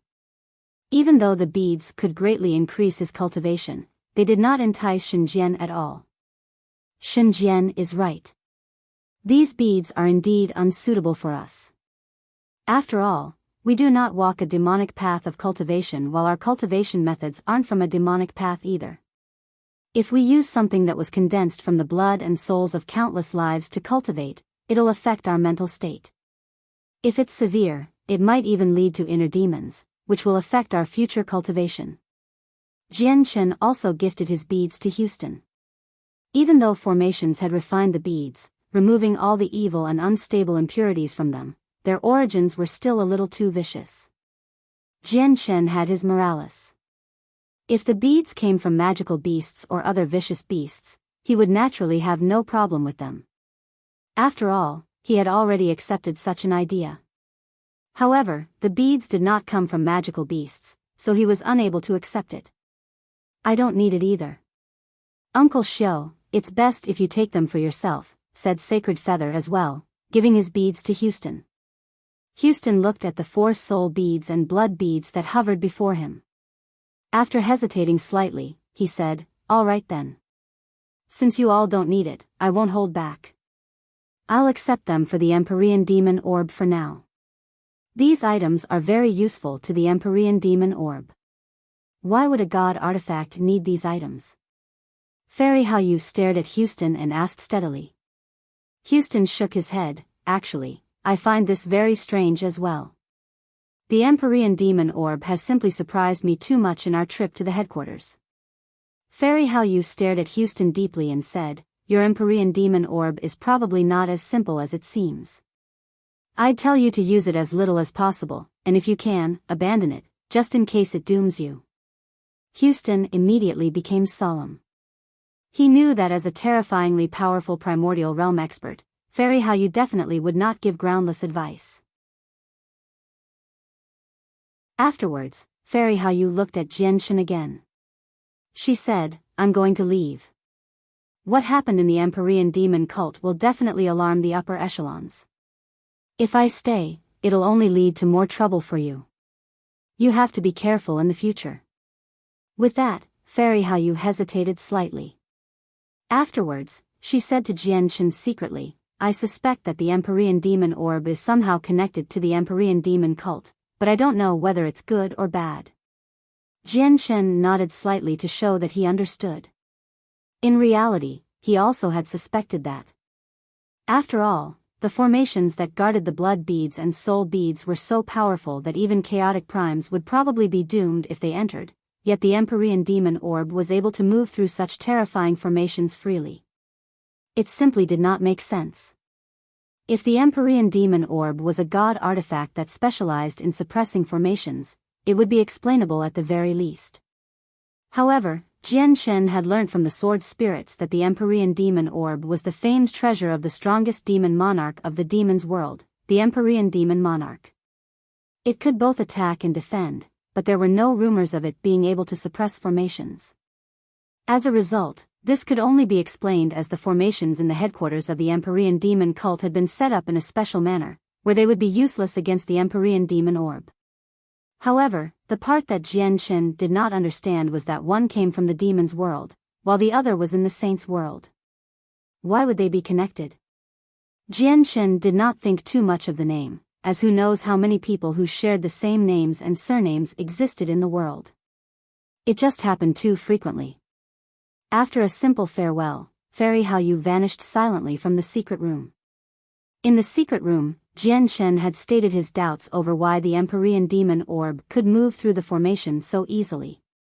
Unfortunately, Houston also had no idea because he had only been following the orders of the artifact spirit in the Empyrean demon orb. However, when Houston asked the artifact spirit, it told him that it had seen the formations before, so it knew the method to go through them. Clearly, everyone did not believe this answer, as Houston and the artifact spirit had never undergone any procedure to get through the formation. Instead, they had directly swaggered in, passing through in a straight line. The artifact spirit of the Empyrean demon orb is hiding secrets from us, thought Jian Shen. Then, he took our space ring and passed it to Houston. He said sternly, "Uncle Xiao, it's no longer safe for you to stay here with the soul beads and blood beads. There are some divine crystals in there. You have to go to the Heavenly Moon Empire as soon as possible and then go to the Blood Sun Empire through a teleportation formation there. Then, you need to use a regional teleportation formation to go to the central region. The central region is much more powerful than the 4 other regions. You should be much safer there, so use this opportunity to increase your strength." Houston also understood the severity of the matter. He did not turn down Jian Shen's offer. He immediately left the Tian Yuan clan after bidding farewell to everyone. He had obtained the blood and soul beads, so the matter that took priority was naturally increasing his own strength as soon as possible. Now that the Empyrean demon cult had lost such treasures, it would be extremely likely that they would send even more terrifying experts here. The senses of the souls from primordial realm experts were so terrifying that no matter how well he hid in the southern region, he would not be able to escape a primordial realm expert search. Once the beads were exposed, the consequences would be unimaginable. Houston left through the teleportation formation in the forbidden grounds of the clan. In order to avoid any suspicion, Jian Shen, Shenjian, and Sacred Feather immediately charged for the front lines. Now, the ceasefire period was just about to end. A huge army had gathered on the side of the Divine Kingdom once again, standing on the reconstructed walls in the face of the enemy. The soldiers of the 3 armies gathered several dozen kilometers away from the fortress. Where they gathered, demonic aura formed thick, black clouds, causing the world there to descend into darkness. On the castle walls, many god kings gathered on the side of the Divine Kingdom of Pingtian. However, their attitudes towards Jian Shen had changed drastically when they saw him this time. They all greeted him with smiles. Jian Shen looked at them and discovered some unfamiliar faces. After a simple introduction, he learnt that they were reinforcements from the empires in the southern region. However, their enthusiasm left Jian Shen rather troubled. Even if they knew there was a primordial realm expert behind him, there was no need for them to behave like this. "Jian Shen, I never thought you would defeat a god king in the northern region." That really was shocking. The Divine King made his way over and smiled at Jian Shen. Only with that did Jian Shen understand. His victory over a god king in the northern region had already spread to here. Look, the Empyrean demon cult seems to be retreating, a god king said in surprise from the castle walls. Everyone immediately redirected their attention away from Jian Shen, staring up ahead at the camp of the 3 armies. With their eyes, they were naturally able to see what was happening several dozen kilometers away clearly in such an open area. Jian Shen also clearly saw the 3 armies camped there.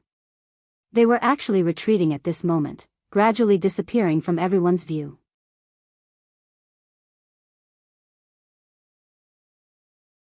Chapter 1963, Visiting the Earth Spirit Sect, 1. The Empyrean demon cult's sudden retreat had greatly confused the god kings who stood on the wall. After half a month of preparation, they were all ready for battle. They had made up their minds to fight a prolonged battle against the Empyrean demon cult. However, just when the agreed ceasefire was about to end, and they were about to continue their war, the Empyrean demon cult that had the upper hand was suddenly retreating. This surprising move had bewildered the god kings on the walls. They had no idea why this was happening. Even the Divine King revealed doubt and confusion as he stared at the armies that had already retreated into the distance. They've retreated? The Empyrean demon cult is just going to retreat like this? Surely there isn't some scheme involved, right? A god king said from the walls as he watched everything unfold with quite some disbelief. I know how the Empyrean demon cult acts extremely well. With the support of the Great Elder, the Empyrean demon cult can rampage as they wish on the cloud plane.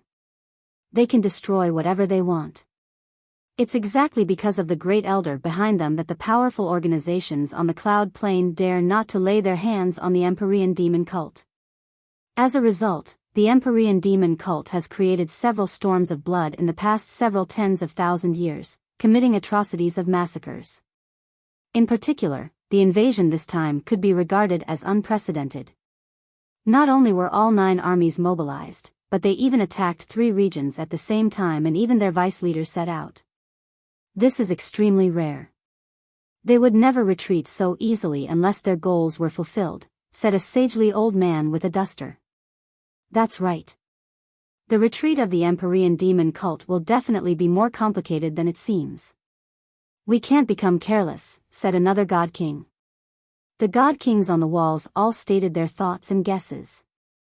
However, none of them believed the Empyrean demon cult was truly retreating.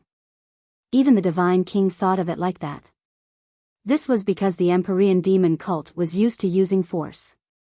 Coupled with the size of their army this time, it was impossible for them to retreat willingly unless they caused a massacre enough to shock the entire cloud plane based on how they acted in the past.